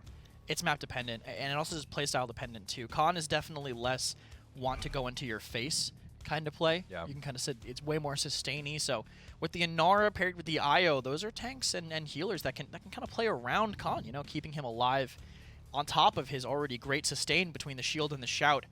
Help him even more kind of withstand the tide. But in the face of double backline plus Ruckus from SSG, maybe they want to set the pace on their own. You know, get onto that Strix and Cassie. Game, but you win they're or you kind of die. let Kanga. I was a little curious isn't the right word. Confused maybe by the first pick snatching up Ruckus. Maybe because they wanted Strix and they didn't want Rhino to get it. I'm not really sure. Like we talked about it though. I mean, Sadak loves the pick, man. Yeah. He's just about Ruckus. It's just a Warder's Gate thing, I think. Okay. It's just so good on Warder's Gate. You can make so much room. I know personally that Sadak does like it on this map, being able to be behind them and really hard to pin down, I think. Yeah, maybe I'm just reading into it too much and thinking what's he specifically want it for, but maybe it's just good enough on the map for Sadak, good enough on the map for Kresnik. Fury as the final selection here for SSG. They have that source of damage amp, and you know, damage amp being brought in line with Luminary, and I think just as a whole we've kind of seen it fall a little bit by the wayside of the damage amp meta. Yeah, just it only being at 15 means you want the more consistent damage amps, I think. So Genos, definitely the most consistent, but you're not even really seeing him that much because teams are now just preferring the sustain. Most of the time, the sustain, the damage reduction, the characters that have those immediate, discrete, I will not die here. It's just kind of outpacing the damage amp on all fronts. This is a loser's pick map. Kanga have selected Warder's Gate. They have a great little composition for it. Let's get it down to the boys and see what happens. You know what, Gormizer? I think if you covered up Kanga and SSG and you showed me the last 3 maps we played and the 2 drafts from both teams, honestly, throughout this, I would absolutely know who we're playing in this set. Very similar draft, very similar strategy, honestly, from both teams, and maybe that's why this matchup has been so close. And honestly, it is not only that, but kind of having a read on each other, both of them very fresh off of a full 7 games against each other. You are pretty much fully in the zone. And this is what I like to see. You have a Strix on your team. It's on the back of FRZ. It is exactly where it needs to be. He has proven, at least as Strix in the past, that he can drive this one home. Might not be the same thing we saw out of, well, I'd say Chronix 2 games ago instead of last game, so it's kind of off and on for him. But it's definitely going to be a very good performance already. 2 clean shots at the beginning. And this one's going to come down to map preference, I guess, coming down. I mean, Warder's Gate, Kanga figured it out kind of before everybody else did, and they've been ahead of the curve for it almost every single time. But I don't know how well they've held on to that. And an interesting matchup to watch throughout this game. Aries grabs the first blood. It looked like a great snipe from Freeze God. Did connect for some damage. Aries with the last bolt in the damage there. But the Chronix and Freeze God Strix, the Leon versus the Strix. It's been all freeze all day up to this point, forcing Chronix back. Hasn't let him get up onto that platform comfortably just yet. Spacestation Gaming zoning out 66% for them. Up to the right. Goes Evil Eye. Things starting to stall out here. They might rely on him to get in and get a touch, though they do send Joel's back on the Anar, right back to the point. Spacestation Gaming realizing they may be a little bit too far forward, pushing themselves backwards. Aries, one more shot onto Chronix, comes from below and finds the kill onto the Leon. Being able to find these shots, missing a couple of bolts there on Evil Eye. It's probably going to prove to be a big factor in this fight. But without Gera, they don't have any source of healing here for Kanga. And on the other side, you get the Inflame. You're going to be dealing out as much damage as you physically can. And what a perfect timed Inflame that was. Helped seal up point number 1. They kind of had that Scout Inflame combination, as well as a good flashbang from FRZ. Everyone else on Kanga, I mean, now they're getting to 90% or so towards their first ultimates. The Chronix may have had one Enlightenment, didn't find much. Only 1 kill in the game for Kanga on that offense. Goes for Gera. Not exactly who you want to start picking up your kills for you. Not going to get as many credits overall. Although at the same time, maybe somebody that you want to get those credits online a little faster. But Be Gone going to come through. Don't see if it catches anyone. I think a little bit of damage there, potentially onto Mitao, but they're going to be able to follow it up, dish out the rest that they need to. They're finally starting to find a little bit of breathing room, a little bit of a zone if you're Kanga. But a lot of them, I mean, we just flicked over to Evil Eye, and he was still in base. Yeah, he has not been able to move out. I guess if there's an area where a Be Gone is going to get kills on this map, it's kind of in that U-turn area, maybe off behind like the power crystals up on the sides, but or would the fence maybe stop the Be Gone? I guess if you maybe jump and get caught by the Be Gone, it carries you over. Yeah, I think it could knock you over. But I think there's a heavy majority that you're just going to smack into a wall. Well, they just smack into a wall there. Good seismic crash from Joel, stuns up a couple, better wall. Seals off Space Station Gaming from re-engaging on that fight. 50% now, 50%, 50 seconds now. Space Station Gaming get one more Inflame. That helped seal up the mid fight for him, looking to do the same on this payload push. No kills just yet. Maybe some plug damage. Evil Eye, important kill onto Rochelle. One more time, Space Station Gaming. Fold backwards. It's Kanga Esports secure the defense, but only, 30 seconds left. And SSG are close. Rochelle should be able to come back. Should be able to get the touch. Keep overtime. If not, Sadat can kind of go in, get the touch for the overtime timer, and then allow Rochelle to come through. He will definitely be here for when he is needed. And so it comes down to SSG. What can you do with that information, with that amount of pressure? You're already contesting. You're going to need a kill. Right now, Freeze God's kind of keeping 2 people locked away in the base. You get rid of front lines, you make this a lot easier for yourselves. Well, one of them is Sadak. Now it's down to Rochelle. I don't see a world where Space Station Gaming successfully pushed this one. And it looks like we got another contested one on our hands. Fish Market a little bit more in favor of Space Station Gaming. But this is certainly a map that both teams know very, very well. Not that Fish Market wasn't, but a great start from both sides. Better defense wins the day here. And this guy, Aries, good game on the Leon. And these are the champions that we want to start seeing him get some good performances in. And he's doing that so far on the Cassie. A lot of this, I think, is still going to hinge not only on, well, first off, Aries potentially doing this again. He's gotten comfortable, which is exactly what you want to see out of him. But where Freeze God's able to kind of plug his damage at 1-0-6, he's been a part of a lot of these kills, but he hasn't been kind of overwhelmingly finding them himself. It's always set up for someone else, even with 44k damage. But it's also, well, this question. 3 bulldozers that have come line. 2 at level 2, 1 at level 1. And that's what I was wondering is how much is it that you've been controlling Gara? Like, you killed him a few times, you kept him locked down, and now you're going to make sure that that Fox even has trouble doing it. And actually, with that, that's an 18-second cooldown that you're going to have to burn. Yeah, and Luna was just kind of chilling out there and waiting and didn't get anything done, at least not until the cooldown is up. Spacestation Gaming with the first 45 seconds and the first blood. Hexafire ready to roll, and Flame as well. Been impactful for Spacestation Gaming, looking for more impact here. Hexafire from the high ground. Down goes Gara. Sadak with the flank. Maybe a double kill onto Chronix. And the rest of the dominoes fall for Kanga, except for Evil Eye, and it's 63% for SSG with the zone. Now, that was a fantastic play. But I'm going to say, I don't know if it's necessary to barrel stuff an IO with your Hexafire. Either way, 2 clean kills there. Looked really good for him. A lot of good zoning as well, because at that angle, you actually, and you wouldn't think about it, but Khan and Inara could no longer move towards the objective without coming into line of sight for it. It's not going to do too much damage in the last few seconds, but it's still enough that if you get Ares or you get Freeze God looking at them at the same time, that's going to be a kill. And so it kind of locks them away, isolates them away from the objective, and finds himself a double kill at the same time. Kind of jack of all trades there for Sadak. Definitely starting to feel much more like his kind of comfort pick as opposed to kind of being thrown in for the sake of throwing Ruckus in. Both teams have tried their hand at Ruckus. Some success. And finding a little bit more of it here, Spacestation Gaming, as Evil Eye gets one to just slow things down. A better start on this defense from Kanga. You're looking at a minute and a half. Payload still has to find its way all the way around that U-turn. But a 10 streak from Freeze God is a great stat to look at here. Strix, you know, the conversation is always about where is he going to feel comfortable in different parts of the map.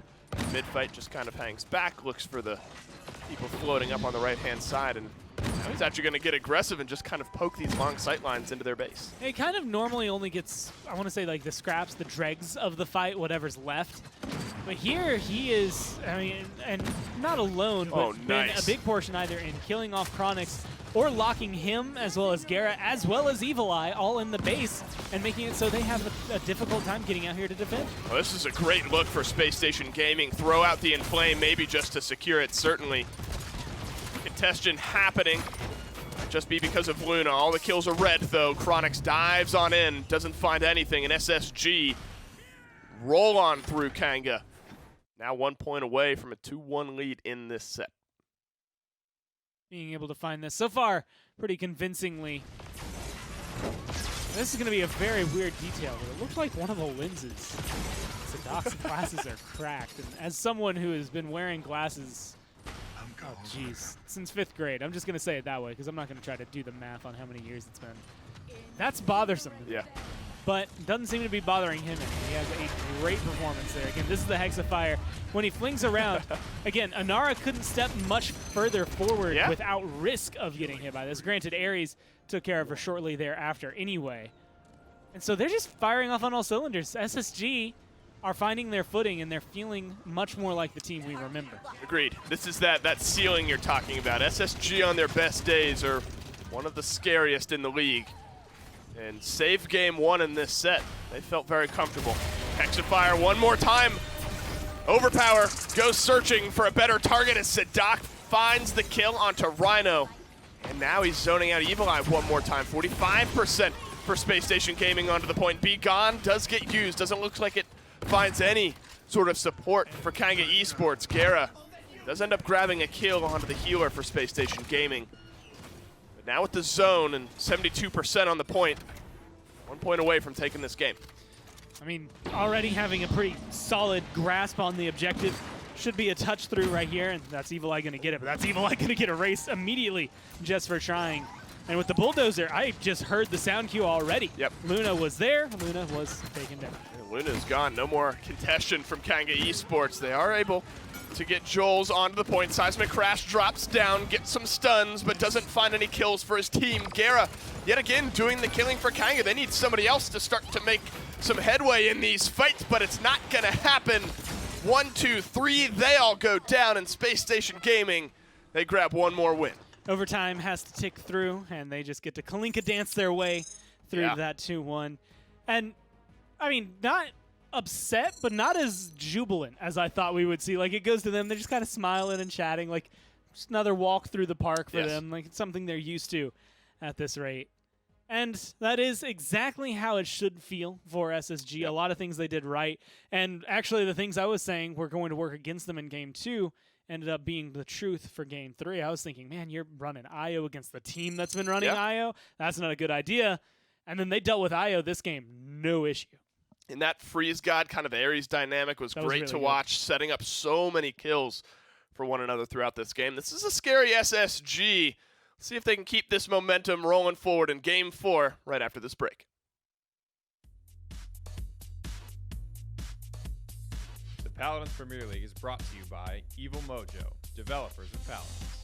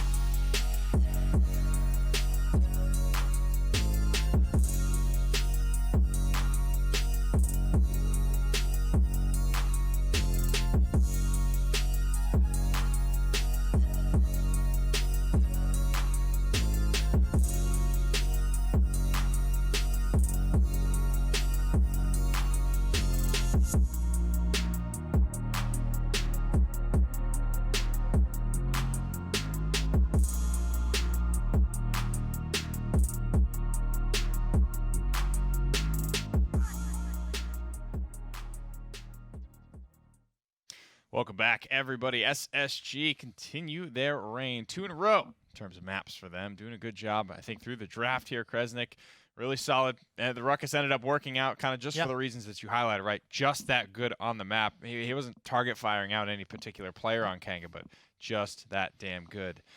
Feels a little bit, we were talking about, you know, this Kanga strategy with the IO was rooted around aggression. I love to see aggressive IO compositions, but this was not one of them. No, it was definitely a lot more defensive, and you could even tell by kind of how little damage the DPSs did. Look at that, bro. Top damage on Kanga was Joel's. Just trading into Rashal the whole time. That's what it was, 'cause they were just waiting for something to happen, and Joel's was like, all right, I'll hold left click as long as you need me to, but it's tough. It's not going to make the difference. Everyone on SSG, I think, doing very well. 89k damage on FRZ on that sniper. Yeah, man. Said he was going to do well on it if he got it, and they drafted a comp to give him it. These Strix is running away with it a little bit. 7-1, 4-8 for Evil Eye. He was only able to track down Freeze God one time there. Tough stuff. Triple bulldozers coming out for SSG as well. Luna not exactly a factor, and again, who cares about the Fox when you have a Gnar? Yeah. Like and Khan. That's my whole thing. It's like I love this character because she, you know, enables you to just be able to get aggressive into people. You look at this SSG lineup, it's relatively low mobility too. It feels like it would have been susceptible to get in their face and go toe-to-toe with them. Obviously, Ruckus does fairly well toe-to-toe, but everybody else probably would have struggled against an aggressive comp. Yeah, I think so, and that's why they ended up with this super aggressive comp, why they wanted to go with it. Again, mobility from Ruckus on Warder's Gate, so impactful with the crystals, and we even saw just great micro play by Sadak too. I mean, hexa-firing in the face of a Khan, and only a Khan, just to not get overpowered. Yeah. That's huge. Just that little bit, you know, hexa-fire, not always that was ultimate. So nice. That was a lot of value just for killing one person, man. I mean, I just like getting one kill in the PPL with a hexa-fire sometimes is good. Yeah. It's not an easy ultimate to always get working. Definitely. Outplays the overpower, blasts the shield, gets the battle. I mean, it was funny how long Rhino lives. You really get to see the survivability of Khan there. He just has so many tools.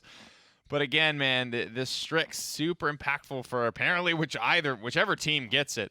Cute little tweet from Random Noob. Nerf Strix. Everybody kind of feeling the heat, I think, from the Talon Rifle at this stage. And it's just, I'm getting this gut feeling that it's a little bit of what was happening initially with this aggro IO strat for Kanga, but now with Strix, right? It's so core to, I think, maybe what they want to win in their own heads with. Like, you know, when something's going, right? If it's not broke, don't fix it. But it's really SSG that's been breaking it down and dealing with it, banning it or picking it very early. I think I got to find another way to win. Yeah, I mean, That's why I wanted them to go back to that freaking aggro IO strat. They had the chance too. I know, mean, man. Ash and Nando were both up, and Nando is really kind of seeing a resurgence too after the shield buffs. It's not like he's completely out of the picture either. But things that are out of the picture are the Dang two it, Bobby. top tier DPSs. Wow, Strix I and just Willow. realized I can Hank Hill you No, whenever please, I want. please, God, no. You know how many years I've had to How suffer have I through not that, Nick? done that a million times already? Because that's one Because of my I've heard it a favorite. million times, and I the know, universe karmically delayed it until this moment. Oh man, it's one of my favorites. Oh, It's no. one of my favorites. No. And it just hit me that you aren't. What the? What was You it? see Was that? that a foot dab again? Can he do that? Yes. I thought he like trolled and like had his shoe in his lap. What? No, he did that when I was. He's when, one up to Kate. No, he did it before too. When I got caught in the booth, he did that right before the camera cut to me. That's funny. I like that. Yeah, I mean, he has to, right? What the He has hell? to catch up on the spirit of two different people that are dabbing, and I am. he is the flex player for SSG. There you go, boys. There you go. We got there. Great stuff from the boys in the back, Warm up of and course. follow me in. It's always tough to steal one of Blake's good jokes, right? And Yeah. it's never easy to work him in. But he needs credit. That's why, you ever seen that? You probably haven't, but because I have only once. There's this like Sports Center show around like college game day football. They have this like dude who comes out. I think his name's like Bear. He like pictures in, like says Okay. gives his opinion or says something funny, and then like out. And I was just like, I want That'd be that. great if we had that for Blake. I want that for Blake. I've been saying that for like almost a year now. Feels like he just needs his own little picture-in-picture to come in, make his witty jokes, and then fade back out. That would be pretty good. Oh man, it's nothing but a net positive gain for sure. Anywho, folks, Strix, of course, gone. Atlas, as usual. Makoa, as usual. And frankly, Willow. This feels like what is the new kind of standard here in this set at the very least. Ash first picked away for SSG. First time I think we've seen that today. Quick exit into Barrack, Genos. Flexible composition. Step into the light. Maybe kind of telegraphs triple DPS a little bit. You can still play like a Ruckus or a Nando with this. I think you can still kind of have that aggressive off tank. On top of it, I don't think you're completely shoehorned into that draft. Ash first pick by SSG, I gotta say, I love that on this map. I think Ash is so good here. Yeah, she's kind of nuts. Not only with just battering ram, but you can even run slug shot. I mean, range is so crucial on this map with how wide it is. Bringing out slug shot too, something that SSG have historically done, is coined really it. impactful. Yeah. They started that, man, in the PPL. That was also coming in late and starting that. That's why I think that sticks out in my head so much. He just came in, first week, first game, maybe even first set, did it. There on Splitstone Quarry. Sadak making it happen, making things happen in the off-tank role, man. He's picking some of these lesser-picked talents, lesser-picked characters, and going to town, making them viable, making them great again. SSG hovering not one, but two aggressive frontliners. Rochelle can, of course, do the Ash dance, leaving open for Sadak. The Ruckus had such a great game with it on Wardersfield. Running it back again. But we talked about the jump jets being kind of core to that success and why it was just so nutty on Warder's Gate. What is it about this map that might be appealing? Honestly, I wish I could tell you, because I really don't know how good of a pick this is. I was hoping you could have, because I was also curious. What I'm thinking I did not is, know the answer to that question. I'm thinking they're just going to run Sadak on the lower path and just try to get behind them. If he doesn't get in, it's not really going to find too much of anything. My guess would be, considering Ash EV Ruckus, this has got to be an IO composition from SSG, right? It really is playing right into it, not having a strict point tank. Being able to have Luna to kind of supplement that. Playing into the Cassie is going to be tough, but that 25% DR from Warders Goddess's Blessing could help, but I can't even find the words because I'm seeing a Torvald on Kanga's side. So I wanted to talk about this because Barrack Genos, I feel like telegraphs triple DPS pretty heavily. You know, Inara is not the ideal front line to be juiced up by Genos, obviously, but Inara is still strong enough on her own. This is a good enough map where you can wall yourself in a corner on the point. I feel still be viable and a valuable point front line. Kanga Boys talked about you can run anything. Any pick is viable in this meta. This composition, more than any other, I think, is the whatever you want to plug in here in pocket and frag with is going to. So what is that? Could it be a Lex? Could it be something more commonly seen? I just don't know, and I think that's the idea, is that SSG don't really know what's coming next. Picking Leon, I think, is smart, though, because you got to think about what's been the most dominant paired with Torvald. Isn't that funny how she's just like, But I guess given how like snowball-y Yeah, that's what I was gonna say. CDRE, Yeah. it's funny. It definitely makes sense when you see it. Hindsight's 20/20, but that combination definitely owns. For sure. I mean, being able to get that presence boosted with field study That as is well. a really and good pick. You're right. BK Good takeaway. is SSG, going to well done. be You taught him well, potential Bobby. answer. Oh, You taught him well. oh, thank you. See, if only we had done that against NIP instead of losing 4-0 twice, but neither here nor there. Bomb King is going to be the last lock-in for Kanga. Pairing, clearly that's going to be the pocket target. And I think this might be good at the start, but once those wreckers come online, it's going to get it's going to get significantly harder Just for talked Kanga to about, make something man, happen. with Io, she's one of the healers that can go straight into an offensive item. Doesn't need Chronos. You only want to do it. I like that we're seeing the King, though, man. I mean, we saw definitely a lot of it in the minor league. It was very, very impactful. You know, quick one-word answer. Whose draft you like better? I got to say SSG. I think the late game potential is too strong. Okay, man. Well, we'll get it down. A little Torvald action for you here on Bazaar, folks. We'll get it down to the casters to get this one started. Well, slightly longer than a one-word answer. That must have been 9 words for Kresnik there. We forgive you, though. Yeah, it's because of the bias. Right. Well, we got to hold people accountable around here. A little bit biased as well. Regardless, though, he does like the draft. Interesting, Gormizer. Torvald, we have not seen a instance, a small frame of Torvald since a lot of those changes. Get him one more time. I imagine that's a BK pocket. Yeah. Look out for the wreckers. Look out for some offensive items on the IO. Lots to keep the mind on in this game. That's kind of the strategy and the theory. Like, all the things that were good about Torvald are still technically good about him. It's not as potent as it used to be. But the glorious thing is now you have to decide, and well, they do decide that it is going to be something they heavily invest in for the wrecker.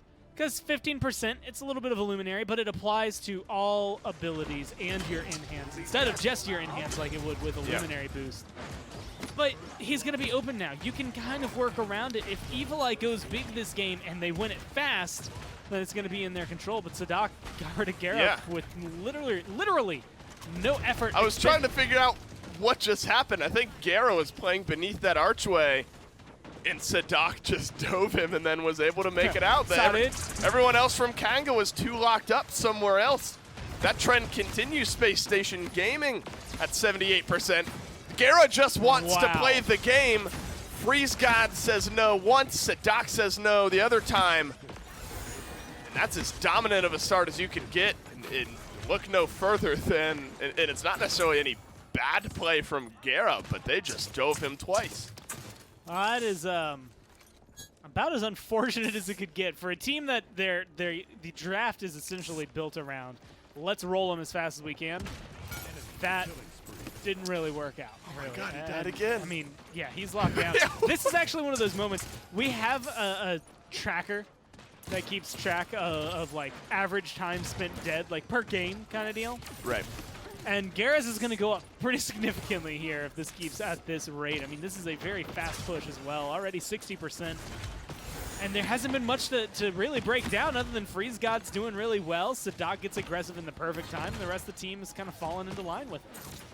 So there are 7 total deaths in the game. 3 of them are on Garo right now. Finally, Freeze God pulls that one a little bit further away. Good shot there from Chronix. Joel's as well getting involved. Finally, a breath of life for Kanga after being choked out on the first mid. And this could be a pretty unforgiving map too. I mean, Ice Mines is kind of the most if you start to lose any ground on the offense. Man. No fight back, but this is where they'll look to kind of draw that line. Evil Eye with the Genos mark and the Torvald bubble. He's going to be hit pretty hard. And he has almost no time to work with. I mean, when that shield, so if you're watching his health bar, when the yellow gets added, when the shield is applied, start the damage boost. When it disappears, into the damage boost. He's got 2 to 3 seconds of a window for damage in. You're right. It's coming up real often for him, but it does not seem worth it when you're looking at it in that window. Like, it's just, here's a small fraction of time to work in. It slips through so fast. And that's an interesting thing with the Bomb King. You maybe stick a few bombs, kind of rotate the detonations, and you know, that mark, or the shield rather. So, I mean, it's consistently there as you put it, but not the best uptime. Freeze God starting to fire on all cylinders here, and that's scary when he's on Eevee.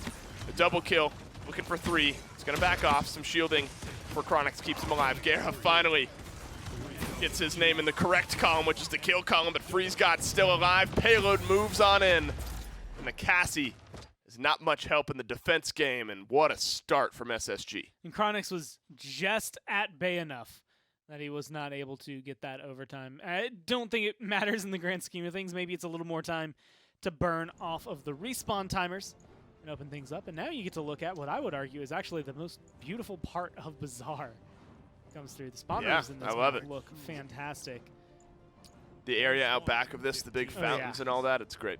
But unfortunately for SSG, they haven't been spending too much time here, honestly. I mean, 8-1 for FreezeGod, top damage on his team.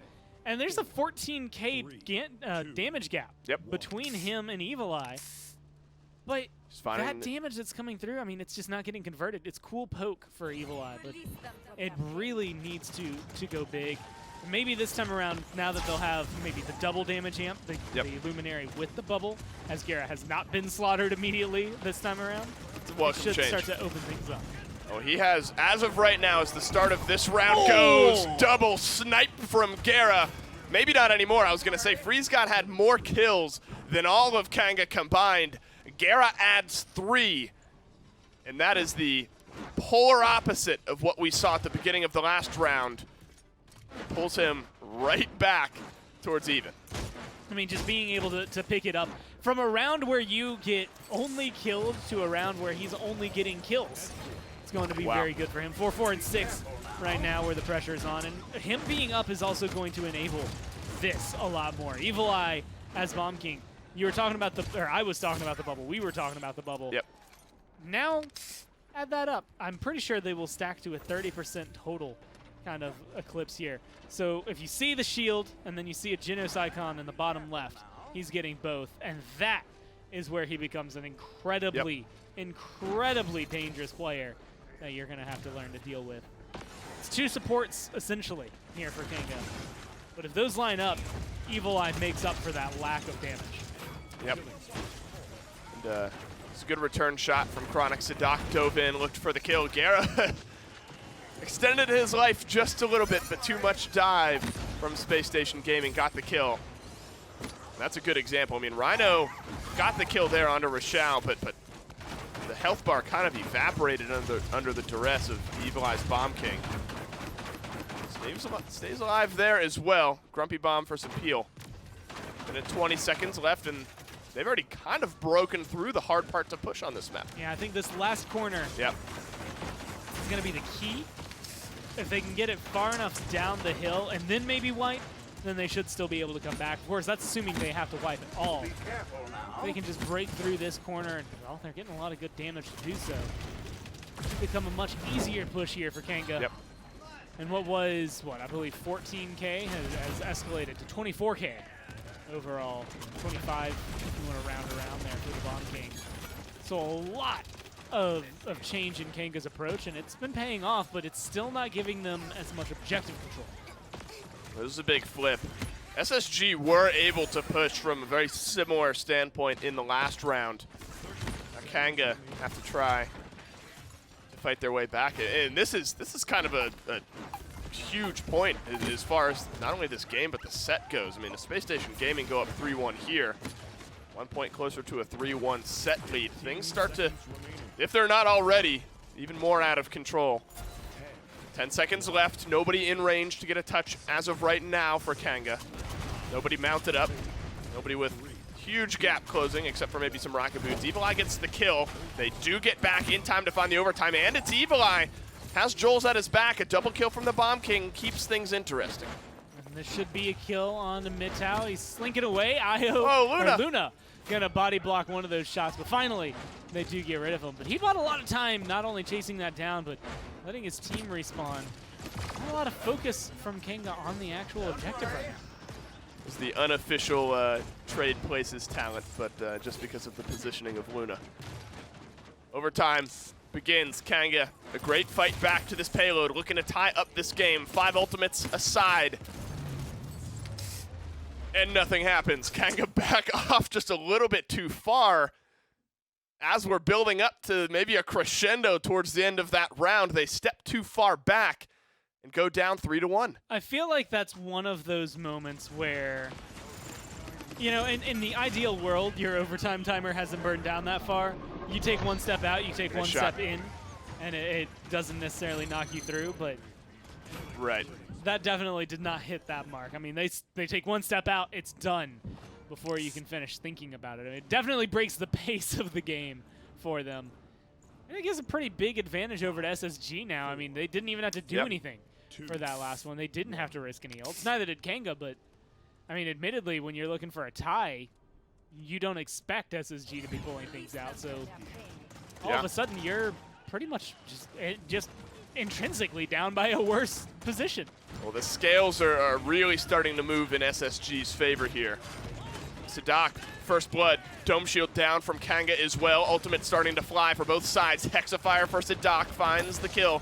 And Rochelle is zoning out too. Shoulder bash not allowed here. As Rhino gets the kill onto Rochelle, but now Aries moving up to the high ground. This is a great spot for him, but Evil Eye just too much damage to counter out. Spacestation Gaming have been capturing the point this entire time. Kind of a two-sided approach here. Chronix on the left, Evil Eye over there on the right. Spacestation Gaming move back. Only have begun. In the meantime, Hyper Beam, King Bomb through time and space. Kanga have the tools to secure this one. And speaking of King Bomb, he's going to be rolling through. Has at least 2 damage amps as of right now. One, good ice block. As it falls off. The ice block going to eat all of that damage for him. And wow. Going to even be able to get out of there alive is Freeze God. That might have one-tapped the Eevee if Freeze God wasn't in the ice block there. He had the Torvald shield. Does a good bit of damage through time and space. One more time for Gera. Evil Eye now with the double kill. Looking for 3. He gets it. Kanga Esports grab themselves one more mid-fight. A bit of a blunder on the push. But they keep themselves alive in this set with some good team fighting and good patience on their ultimates. With the stars aligning, Kanga are able to just absolutely nail this draft, nail what this composition is built to do. But the problem is just, again, intrinsically in this composition, there's little holes that are built into it. Very difficult to execute, I think, like continuously over time because of where's the Luminary going right now? Like, where is he throwing that buff? Yep. Plus, where's the bubble right now? Are they on cooldown? Are they together? Are they stacked up? When do they fall off? How much time do I have? Like, so many factors going in. And Evil Eye doesn't have to think about any of them. Evil Eye just has to go, okay, left click, right click. Left click, right click. Keep themselves going forward. It's on the back of his team to be able to go forward. Of course, it also doesn't help if they get absolutely obliterated by Ares. Yeah, and I was questioning, that's normally not where you want to fight against a Torvald Genos boosted Bomb King, is in that small little room off to the side. Ares with enough uptime gets it done, but that's a big triple kill. Look at his slash line, 6, 8, and 11. He was 3, 8, and 11 up to that point. So the Leon, we kind of said maybe they need to start picking it up more. It's looked great for him once today. A bright spot there on Bazaar, but by and large, the rest of this game hasn't been highest for Ares. He's good on damage at least, but slash line-wise, not quite the same. And a lot of that is going to come down to what he's against. He can't go in and fight the way he needs to. I mean, him and Chronix is going to be relatively equal, but look at this. I mean, now Chronix has double boost. When it comes down to that, Ares has no chance of winning that fight. That's true. If he goes for Evil Eye gets double boost. He has no chance of winning that fight. This is one of those scenarios where it's not even his fault. He's doing about as well as you expect him to. It's just very difficult, I think, to make it work in the long run, in the long game. Well, luckily for him, that's a tier 3 wrecker. Same for Mitch House. Almost the same for Freeze God. Yeah, lots of record. 480 credits on that one. Even, Sadok's picked it up. This bubble, it's not going to be lasting as long anymore. Yeah, I mean, both teams even 3 wreckers for Kanga as well. This is a game with plenty of targets on both sides for some good wreckers. Another flank from the Ruckus. Saw that at the beginning of the first mid-fight. That stalls out a lot of what Kanga are looking to do. Sadak launches himself backwards as Freeze God gets another kill, and this one's on to Gera. Lack of healing for Kanga could be detrimental here as Evil Eye has targets on all sides. Ares looking to free fire here. Rhino gets chunked down pretty low. Evil Eye getting a kill. Keeps them in the conversation. But those health bars are starting to dwindle here, and maybe their chances of converting this with them. Double kill. for Aries. He's showing up in the right moments, and that's another one. And Kanga Esports go looking for one more mid. And he's showcasing a little bit of what Kresnik was saying on the desk. The longer the game goes, that's why they hit harder. But you have to think of what these wreckers are getting more than just the Torvald bubbles that are being applied. It's getting Torvald's shield for himself. It's getting Barrick's bowling ball shield, as well as whenever if it comes through on the failsafe. It's then also getting the barricade and any bubble that gets thrown on anyone else. Now that that's a tier 3, they are popping incredibly fast. I mean, that's, I think, 300% shielding, or shield damage that he's now going to be dealing. And it's for Leon, where all of her abilities double his basic attacks. It's everything that's going to be able to kind of hit with that. Cauterize 2 to kind of put icing on the cake. And a little bit of blast shields to try and survive Evil Eye's just harassment a little bit longer here. It's looking good for Aries. He just has to find that perfect position. Looking for the moments. Up, down, Aries, another double kill, maybe even 3. As Joel's is left out on an island all on his own. And look at the way that shield absolutely melts. That was a 3-tech. Sadat gets the kill, but Aries teased that one up. A great fight from Spacestation Gaming. They used nothing, Gore, and they have 5 ultimates to zone with for the win. I mean, they're standing here. It's 70% already, and like you said, 5 ult strong. It's going to take a lot to get back in there. Dome Shield is available, though. If Barrett can just touch down, he should be able to buy some time. Rochelle goes up, down in that small side room. That's all peanuts, though. Space Station Gaming grab themselves win number 4. A little bit of slow going towards some of those mid fights, but games 2, 3, and now 4 have been very lopsided. Well, just like that game where Evil Eye had a very prominent early round and then was kind of disappearing for the end of the round. Wasn't even in the booth when we finally got there with the cameras. I believe we'll probably see him walking by here in a second. But, I mean, I like where Kanga's head is at. Sure. And honestly, for right now, I think this is the best thing to be doing. You went 7 games with him last time. This is a good chance to kind of practice things out. You already know you're going through qualifiers. It just depends on what your seeding is.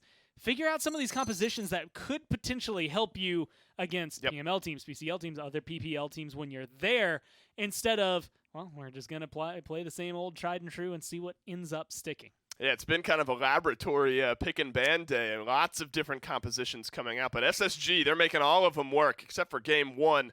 1 win away from taking the set. Find out if they do it right after this break.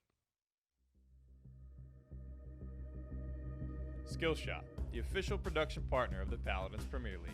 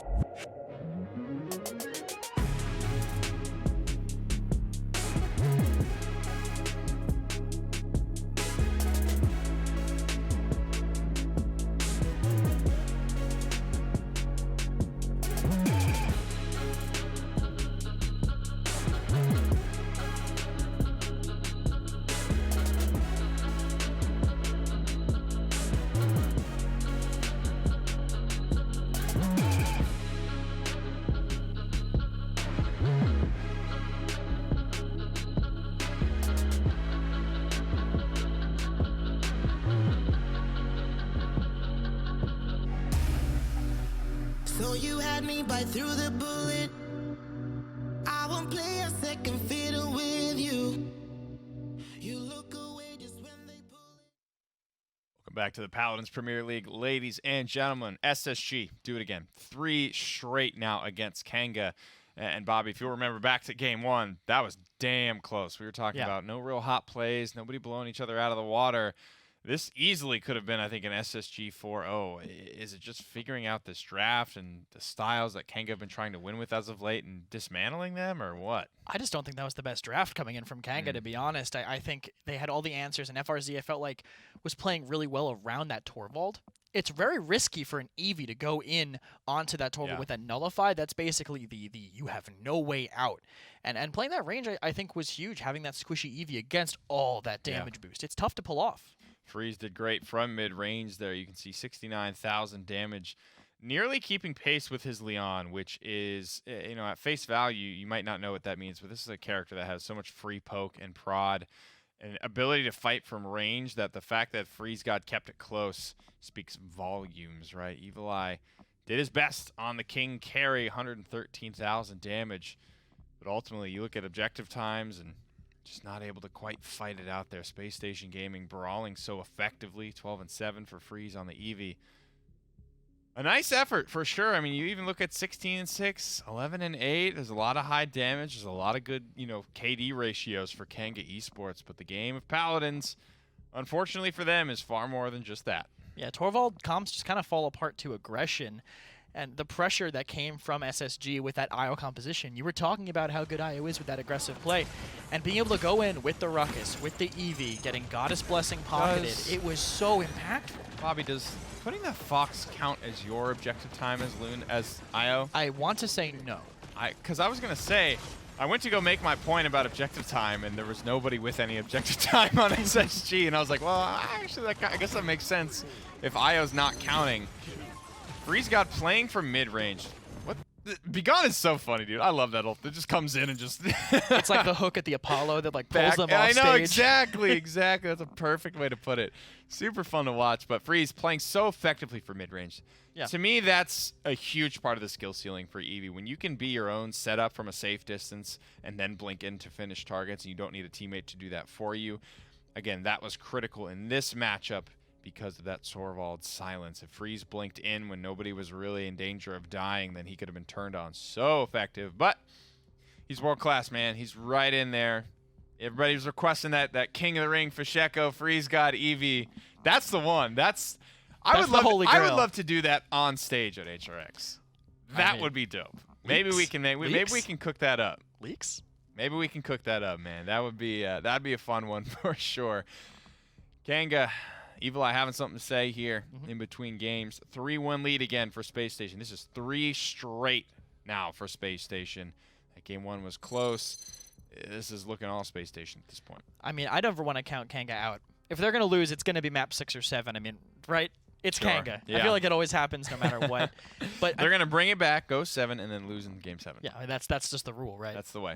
That's the way it's going to go, folks. As always. But I don't know. Kanga, they have so much experience in those late games. I feel like they should be the team that's able to convert them. As these sets go longer, I feel like it should be Kanga's comfort. You're absolutely right. That is their self-declared strength in the past was, we said it in the video, they come off their island twice a year to play all these other teams, right? And they don't have that quality of practice all year long. Timberwheel is where this set could be decided if SSG can grab it. But they come to these 2 tournaments a year. They're just kind of stomping with whatever they want in the PGS otherwise. Getting to this LAN League, they were the dudes that had to win in Game 6 or Game 7 because it was rocky up until that point. Teams are taking their best foot forward maps, of course, off of Kanga. And then as these Timber Mills and Frozen Guards and Fish Markets start to appear in the set and nobody really has great strategies for them and the playing field becomes a little bit more level. Obviously, that is a time past at this point. No Strix ban, but a Kinessa ban. And that's just kind of more of a Timbermill thing. I think so. Her versatility, her mobility is going to be great. And banning one, not banning the other means that Kanga can just get Strix. I would not be shocked to see it. Is that an eye roll from Rhino? Was he just like, okay. Not again, Chronix. Here we go. I mean, Chronix's 1 Strix performance this set didn't lead to a win. He performed amazing, but they were just overwhelmed by what SSG were bringing. And Eric and Eevee are very similar to what SSG have been bringing all set. FRZ super consistent on this Eevee from start to now. Just had a nuts game on it. It's going to have to be the type of game he just had on Timbermill. Hitting those shots kind of from middle range, from rooftop to rooftop, if he can do it, is great. But he is one of the best in the world at this character. Normally, Eevee is either banned or damn near first picked as well. I think if it were not for this sort of Strix meta that's evolving in this set on who gets it or is it banned, that's really the only thing that keeps Eevee alive as long as she has, and she's still going top 3. Both teams want her too, so I don't think either team is really itching to ban her. Yeah. That they really know that no matter who gets it, they're going to be pretty happy. I think it's more valuable for SSG personally. Agreed. Because I think Freeze's Mave backfills better than Evil Eye's Mave would in this instance. I don't know if you had a different reason, but I think it's just having Freeze be able to play without resources also lets them put more resources into Ares, who love that about Eevee. Yeah, but I mean that's not it's not entirely untrue about Mave. Yeah, nobody has as much sustain as Eevee. That's just really what it comes down to. Early Damba as well, with every support selection available to them. Kanga go for the Damba. Obviously, super good over a long distance. I don't know if there's any room for Io on Timbermill. Timbermill's like, it's not a great point to stand on, but it's not like really the focal point. There's so much going on the rooftops and bouncing forth and sniping happening that, I don't know. I would say the problem with Io and Timber would be peeking to heal, because you have to have that line of sight the whole time. So if you're playing a sniper and you see their Io go, all right, starting the heal now. You good? That kind of you good? Yeah. I'm dead. Even with that line of sight leeway that was added, it's to make it not as miserable to play, right? It's not to solve the problem of making Io into a new school Genos, right? He's the only guy that's going to be able to heal through walls efficiently and effectively. Saris can do that, sort of grab the line of sight and then get back in. Maldamba obviously just has to peek for the second to land. Io has that weakness of needing to be exposed the entire time. And our unwanted stranger. Quick scan of my brain. She's the one. She's the only one that has to stay exposed. Just her and Spirit's Domain Grok. To heal like that, sure. But Spirit's Domain Grok also gets... Yeah, exactly. And what have we not seen? Spirit's Domain Grok. Because he has to stay in combat to heal. I mean, it's kind of just backwards trying to make that work. Buck coming out for Kanga, and I think to me this is the counter flank play. This is we're gonna slow you down. We got the Dom for the CC, and Narikon immovable. Buck definitely very good in those flanker 1v1s. Just this is keep you off of Chronix. Please Chrony carry us. Yeah. That's what this Kanga comp screams to me. Well, I said there was no other flank with as much sustain as Eevee, but Buck hadn't even really crossed my mind. He's probably one of them. Has that damage reduction. Has that sustain, has that mobility. It's all just on a slightly longer cooldown than Eevee's would be. SSG toying with their final selection. Holy crap. I doubt it. Speak his name and he shall appear. But yeah, I sincerely doubt it as well. Grok doesn't really have the range, doesn't really have much that I think he offers on this map in particular. Cassie, however, absolutely no damage fall off. Poking and prodding. Vision's important to rip that Strix out of stealth. You can get that peak rhythm down, but no sniper versus a sniper.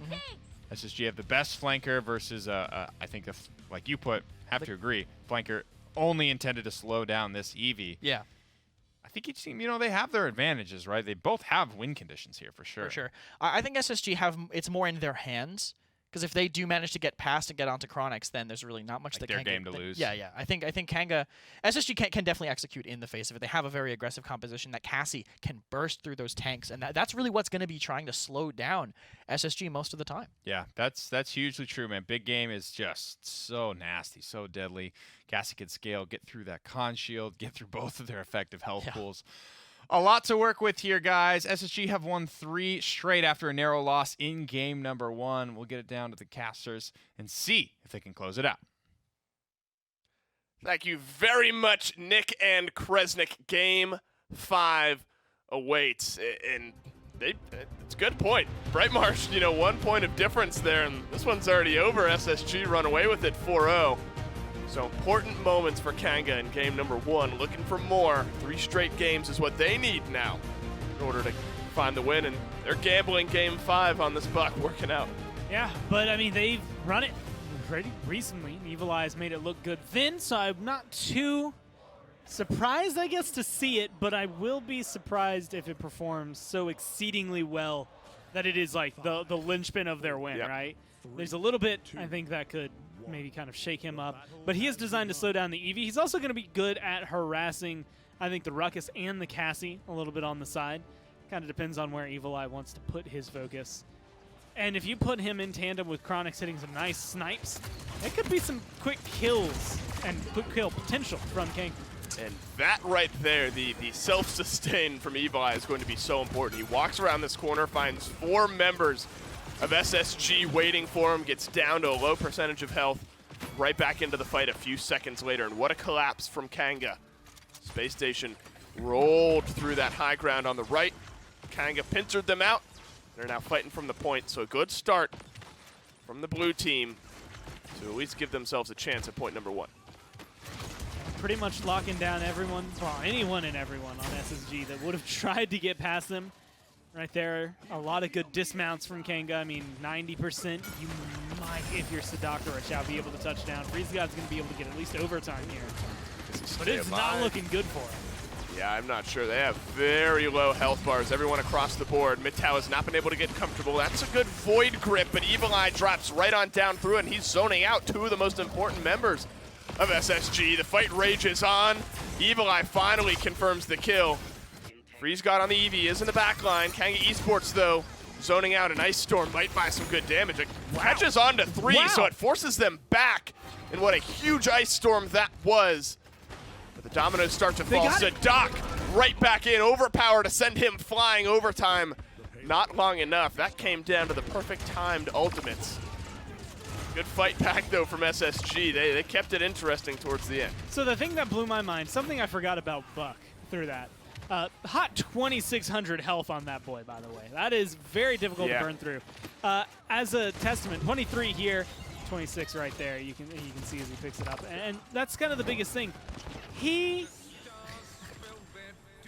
Evil Eye last game is as generic Bomb King. Yeah. 2450 is the max you can get him to. Yeah.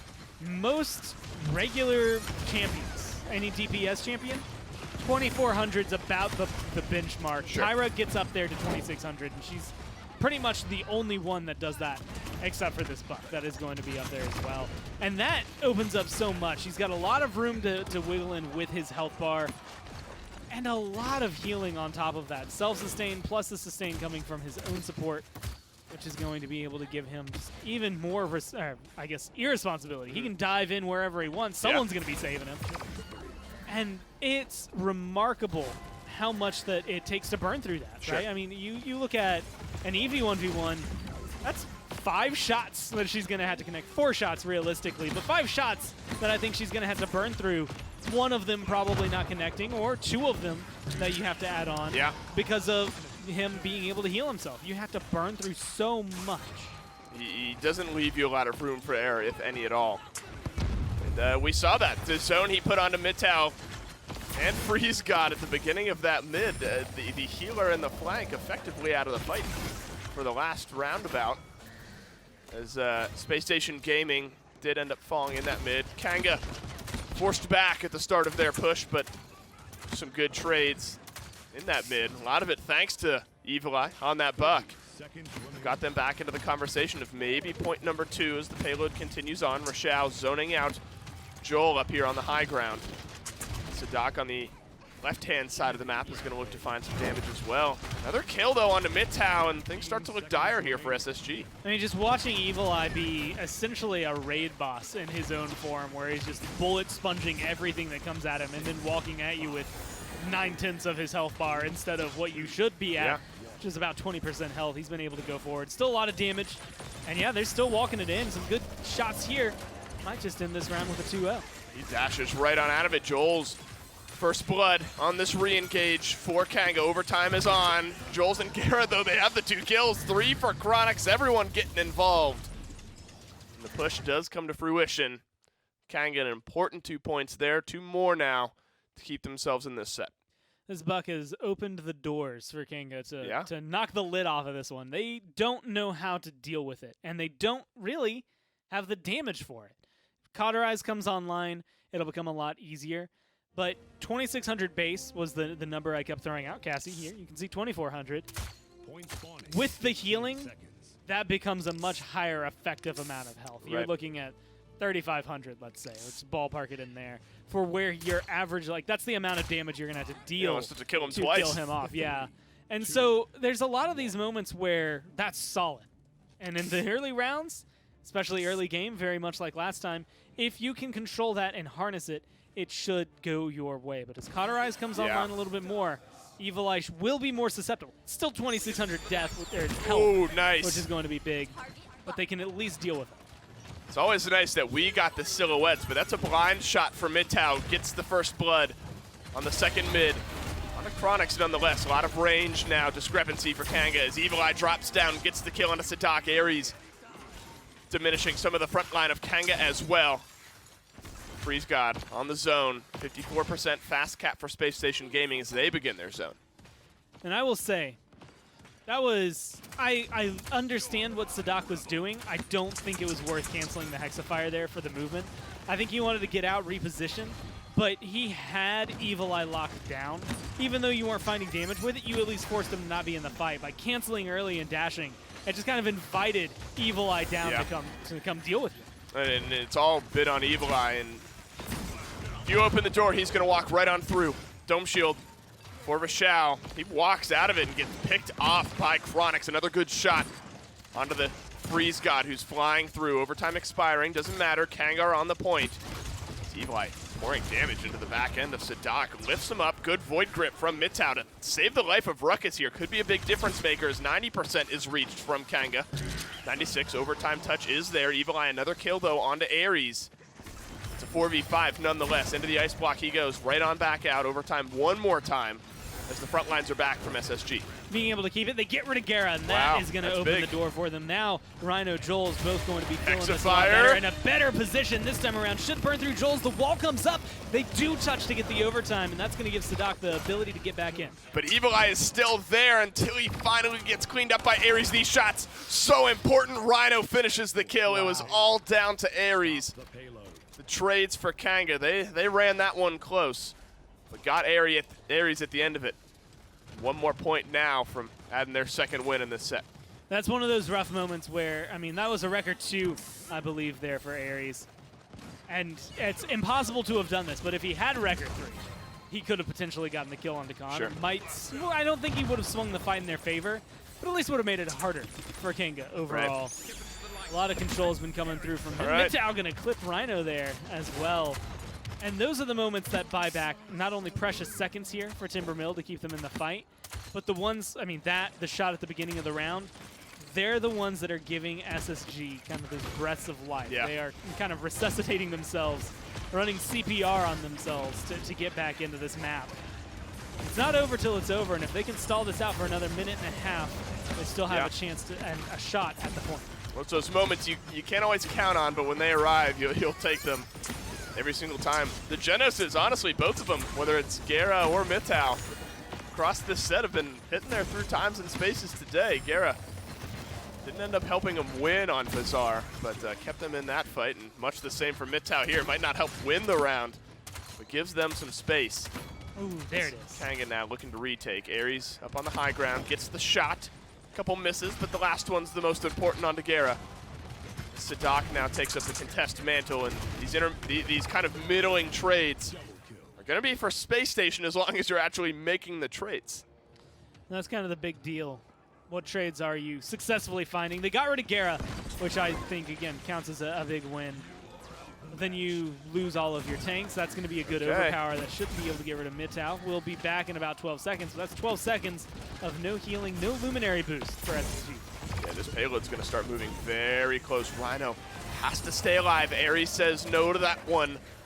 Khan falls down as Midtown now back in the fight. And Rhino far back. This is going to be a 4v5. If they're able to stagger this out, this is going to be great for Space Station Gaming. No more kills as Chronix actually gets another one as well. Evil Eye tries to jump his way out. Ares grounds that flight. Joel's as well. Health bar melting under the duress of Big Game. 5 seconds left. You're relying on Rhino to dash himself in there. This might just be last-ditch efforts from Kanga Esports. Ares in a great spot to seal up this round. Finally, a point on the board for the red side. Keeps them in this game with a chance to now cap and push and tie things up. I like the consistency of Ares' shots, like where he's throwing them out, and I guess like how often he's throwing them out. But there's some moments where I wish he would just take that extra second, stop firing, and kind of get zoned in on somebody. But he's been doing so well outside of like little micro moments like that, and that's kind of the big deal right now. Those moments or it's 2 crossbows that you don't connect maybe. That's 2 you have to reload later, and that's 2 that Kanga don't have to stress about. Right. 10 and 9, maybe a couple of ways to tweak that up to go a little higher, but he is not the issue right now. Freeze God 5 and 6, still not the issue, even though it's negative. It comes down to Sadak 4 and 11. This Ruckus hasn't been able to find very good positioning. Had a really good Hexafire last round, but ultimately got countered out by the wall. It's just where he goes, who he targets, I think will drive SSG to success. Yep. Or we'll watch them flop as Kanga capture this point. I mean, just looking at damage, they have 4 of the top 5, so that's at least a good look for Spacestation Gaming. With Chronic sandwiched right in between the damage dealers in the front line for Spacestation. Through time and space wide for Mittal, though. Like I said, can't count on it every time. They'll maybe look for one more chance at it if this fight goes on long enough. Good Ice Storm from Freeze God. Zones out a little bit into the Ice Block, counters out the Seismic Crash. Ares follows up on some of the damage as well. That's that 1-2 dynamic you look out for. And they've got it here. Hexafire just forces Chronix around the box. Doesn't get any kills. Actually, Rhino turns his attention to Sadak up onto the high ground. Gets the kill onto the Ruckus, and now Spacestation Gaming, they got to reorganize this fight. And that's, again, one of those moments where the essence behind the Hexafire, I like. The actual execution of the essence behind the Hexafire does not quite hit home. It comes down to the coverage, but there's going to be the flashbang. It's still only 54-21. The fast cap here for SSG. Dome Shield's coming up, so they're about to have ults online that will make a difference. The problem is Kanga already have those ults online. And Evil Eye uses the first one. Buck Wild, Dread Serpent follows into the back line as well. Rashao getting a kill, so important.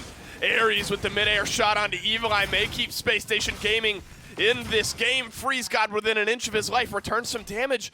But look at the front lines and the healer for Kanga Esports. Keep them in this fight. Chronix as well from the back line. Never got touched in that engagement. And now 60% for Kanga. Closing in on a 1 game here on Timber Mill. And being able to swing this in their favor, it should hit 90%, I think, before anybody is going to touch through. Rachao just around the corner. They do need to touch. That's kind of the big deal. They get overtime thanks to the Eevee, and that's going to be a good first kill. Yeah, Ares finds the first, Rachao finds the second. Another Ice Storm in this engagement. You're going to have through time and space, maybe just to seal it up, because you're only going to be at 60, 70% as this fight continues on. Chronix, an afterthought in the fight, 81%. Space Station Gaming, I think, are starting to run away with this mid. No one in range from Kanga. They live life one more time. Kanga Esports finished that one at 99%. But the fight back just too strong from SSG. This is a no contest push when it comes down to it. I mean, you can tie it up 3-3. You can end it 3-2. At the end of the day, it's not putting, I guess, putting SSG a step closer to winning. So ideally for them, they do convert it. But it also plays a dangerous game as Mittal still zoned in. Hitting Chronix has been important for these fights. Yeah. And it's because, I mean, think of the 3-3 point fight. Think of how even it's going to be. Hitting shots like that are going to make a huge difference there. Being able to keep control of Joel's is going to make a huge difference. Knocking down Evil Eye. Somebody's got to be able to do it. He's been just a nuisance. At this point, it's not, oh, he's coming in and getting 10 kills every time he dies. It's just, you're not killing him, and so he's constantly a threat. This is a bad spot for Kanga. Chronix pulling back 1, so important there. But Eevee, Freeze God, on this lower angle, blinked in, finds some damage, blink out, now in behind the rest of the Kanga Esports lineup. Rejoins the rest of his team after finding some good damage. The spawns will be closer from Kanga. You almost need a clean sweep here if you're Space Station, but as Midtown and Sadak fall, looks less likely. Freeze God keeps him in it. Too many eyes on him now down around. They finally find out where he's been hiding. A good defense from Kanga. Very close, though, from Space Station with a minute left. Kind of have to win 2 more fights, but Ares, oh, if they didn't know he was there, that could have been a backdoor. Body block from Joel's just too strong, and Ares doesn't get the kill. But this is the example. Evil Eye is starting to feel those cauterizes a little bit more in every single fight that comes through. Ares, that was only a cauterize 2 as well. 3-3-2-3. If he can get about 300 credits in the next 40 seconds, it's going to make a big difference. Also, a lot of people breaking the 6 digits here for damage, as you expect for a, well, what's looking like it might be 3-2, could be 3-3 still. Point fight for Timber Mill. They're going to have to do a lot more. Again, not too many kills coming out from Sadak. Not a lot of good presence from him either. if that changes, then Kanga are maybe doomed. Yeah. These are slow moments. Both teams just looking for some poke to set up a team fight. Maybe one pick. Poke you down far enough, Chronix, and then Evil Eye finishes off the kill. Evil Eye's the one who's caught out now. Void Grip from mid-town sets up the kill. Rhino with an important trade. Couple shots from Ares going wide there as Chronix from the back line still alive on this Strix. So important to this Kanga defense. Comes to fruition one last time, and it will end up 3-2 after Rashao goes down. So Kanga still with a chance to win. Space Station with a chance to tie and then win if they're able to push the next time around. And he does have a crack in his glasses. 10 ults coming into this one. Sadak is the one that, well, we're not only just looking at his player cam, but you should be looking at him in game because he is, I want to argue, the one kind of between everything here. He could absolutely be the reason they win. Yep. And he could end up being, well, the reason they lose, depending on this. 6-15, hasn't had the best game here on Ruckus. Where his positioning ends up is going to be, I think, more telling than anything. A little bit of aggression, if he can go back to Chronix, assuming Mitau doesn't snipe him out, that's a could be a clean kill. If he can get rid of Rhino, I think that's another one. I mean, 18 and 8 there for both him and Chronix. Either one is a fruitful endeavor for him if he can just get rid of them. Well, that's been so much of it, hasn't it? I mean, you look at Chronix and the uptime that he's had in some of these fights. He's kind of an afterthought. We'll fight the other 4 and then deal with the Strix. Worked out sometimes, hasn't worked out the others. Doesn't connect with this one. Actually, very close there. I don't know if you realized how close he was. Buck Wild, Sadak in behind the boxes. The heal did next to nothing there. Freeze God applies the cauterize, applies the damage, and Evil Eye goes down. Kanga didn't get a chance to use many of their important ultimates here. Space Station Gaming still have the Dome Shield, maybe just to confirm this mid. Half fast cap for them. Joel's getting melted down on his way back to the point. We got a tie game here. After going down big early on, Space Station Gaming could win it with a push. Now being able to find those kills, at least a little bit of respite coming down from Kanga. But Evil Eye encountering the exact scenario that has kind of been building and bubbling. Yeah. Same thing that happened in the last game. The well. longer it goes, the better for SSG it is. And unless Rhino and Chronix go huge from this point on, it's going to start writing things a little differently for SSG. I mean, they are looking at set point. They can just convert this.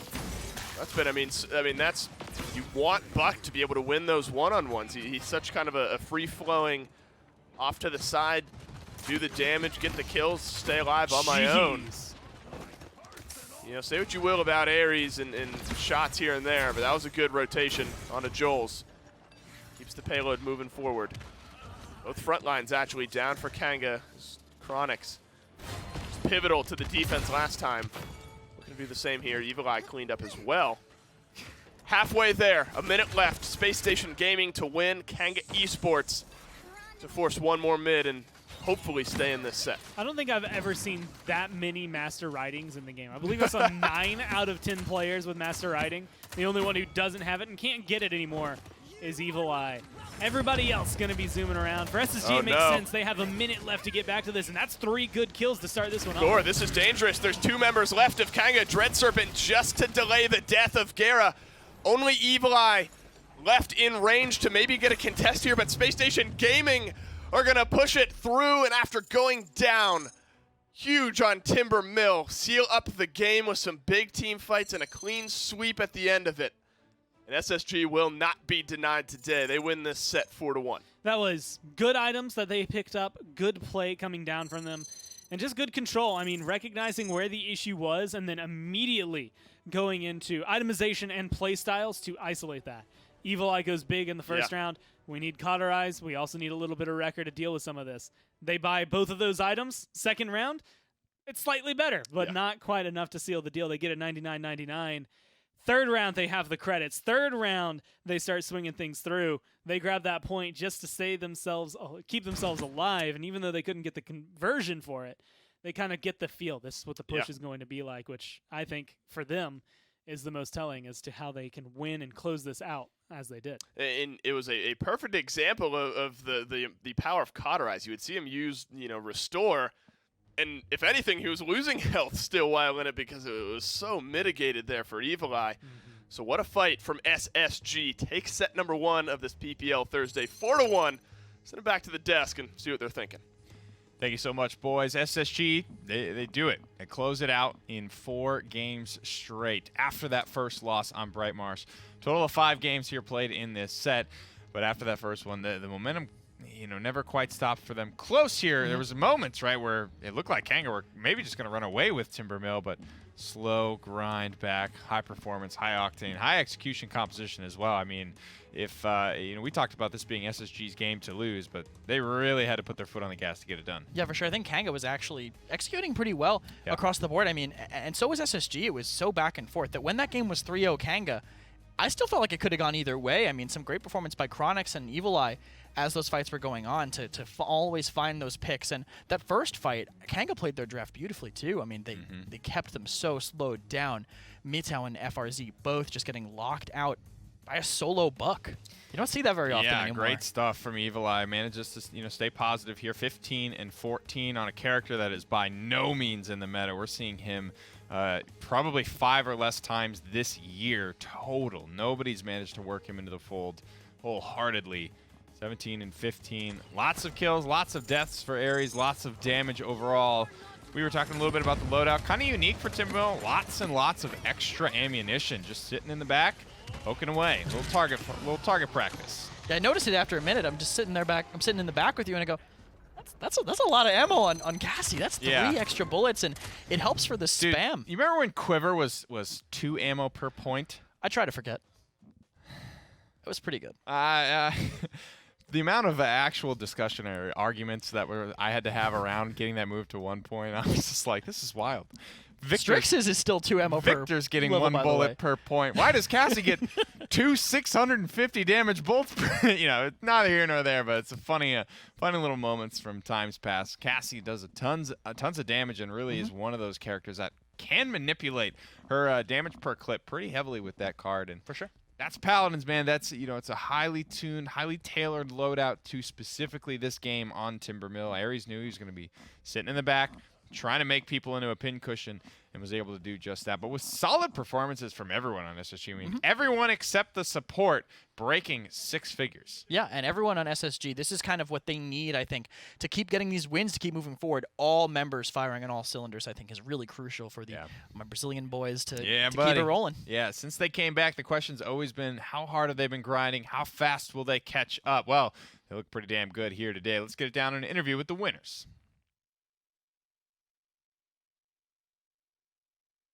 Against Kanga last week, 4-3. This week, a little bit more convincing, 4-1. Ares, I want to start with you. Leon has kind of been a topic of conversation with all of us, and you got to play her a few times in the set today. Where do you feel Leon falls kind of in your champion pool? Are you feeling pretty confident on her nowadays? Yeah, I'm feeling pretty confident on everything that I have been playing with. We are training so hard for this moment, and we have been grinding every week, every day, so I just need to be flexible for my team, I need to deliver what they need with any champion.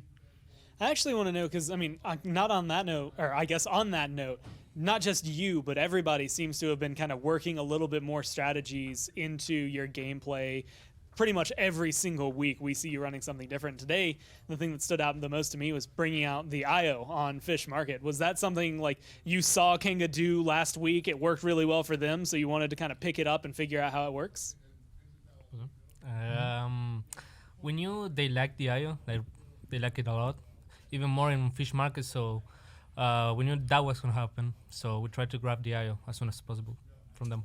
Did you know the Torvald was going to happen on Bazaar? Did you see that one coming at all? That was interesting. No, we didn't know, but we adapted pretty well, so. Yeah, you did. I mean, that one was a very back and forth game. Walk me through maybe some of the strategy. You're in picks and bans, you see the Torvald come out. What are you thinking in that moment? Okay, it was, okay, they have Torvald. We can dive this. It's going to be easy. It was easy. Yeah. What's the deal with Strix, man? Why all of a sudden, no real big fundamental balance changes for the character. He's just all of a sudden first pick, first ban. He's so annoying. Oh my god, he's so annoying. What is it? Just the it's damage? Like, you remember the money the first time the money was popular? Oh my, it's even more annoying. Is that all over again? Oh yeah. Just the damage though? I mean, what is it? The damage, the visibility. Like you wanna dive him, he just poops disappears. Yeah. All right, well, fair enough for me, guys. It's definitely a tough one, though. You guys managed to win 4 straight after the loss on Bright Marsh. Congratulations on the win. SSG is back, folks. We got one more set here for you today in the PPL. We're going to get it to a quick break, and we'll be right back with Renegades Nip.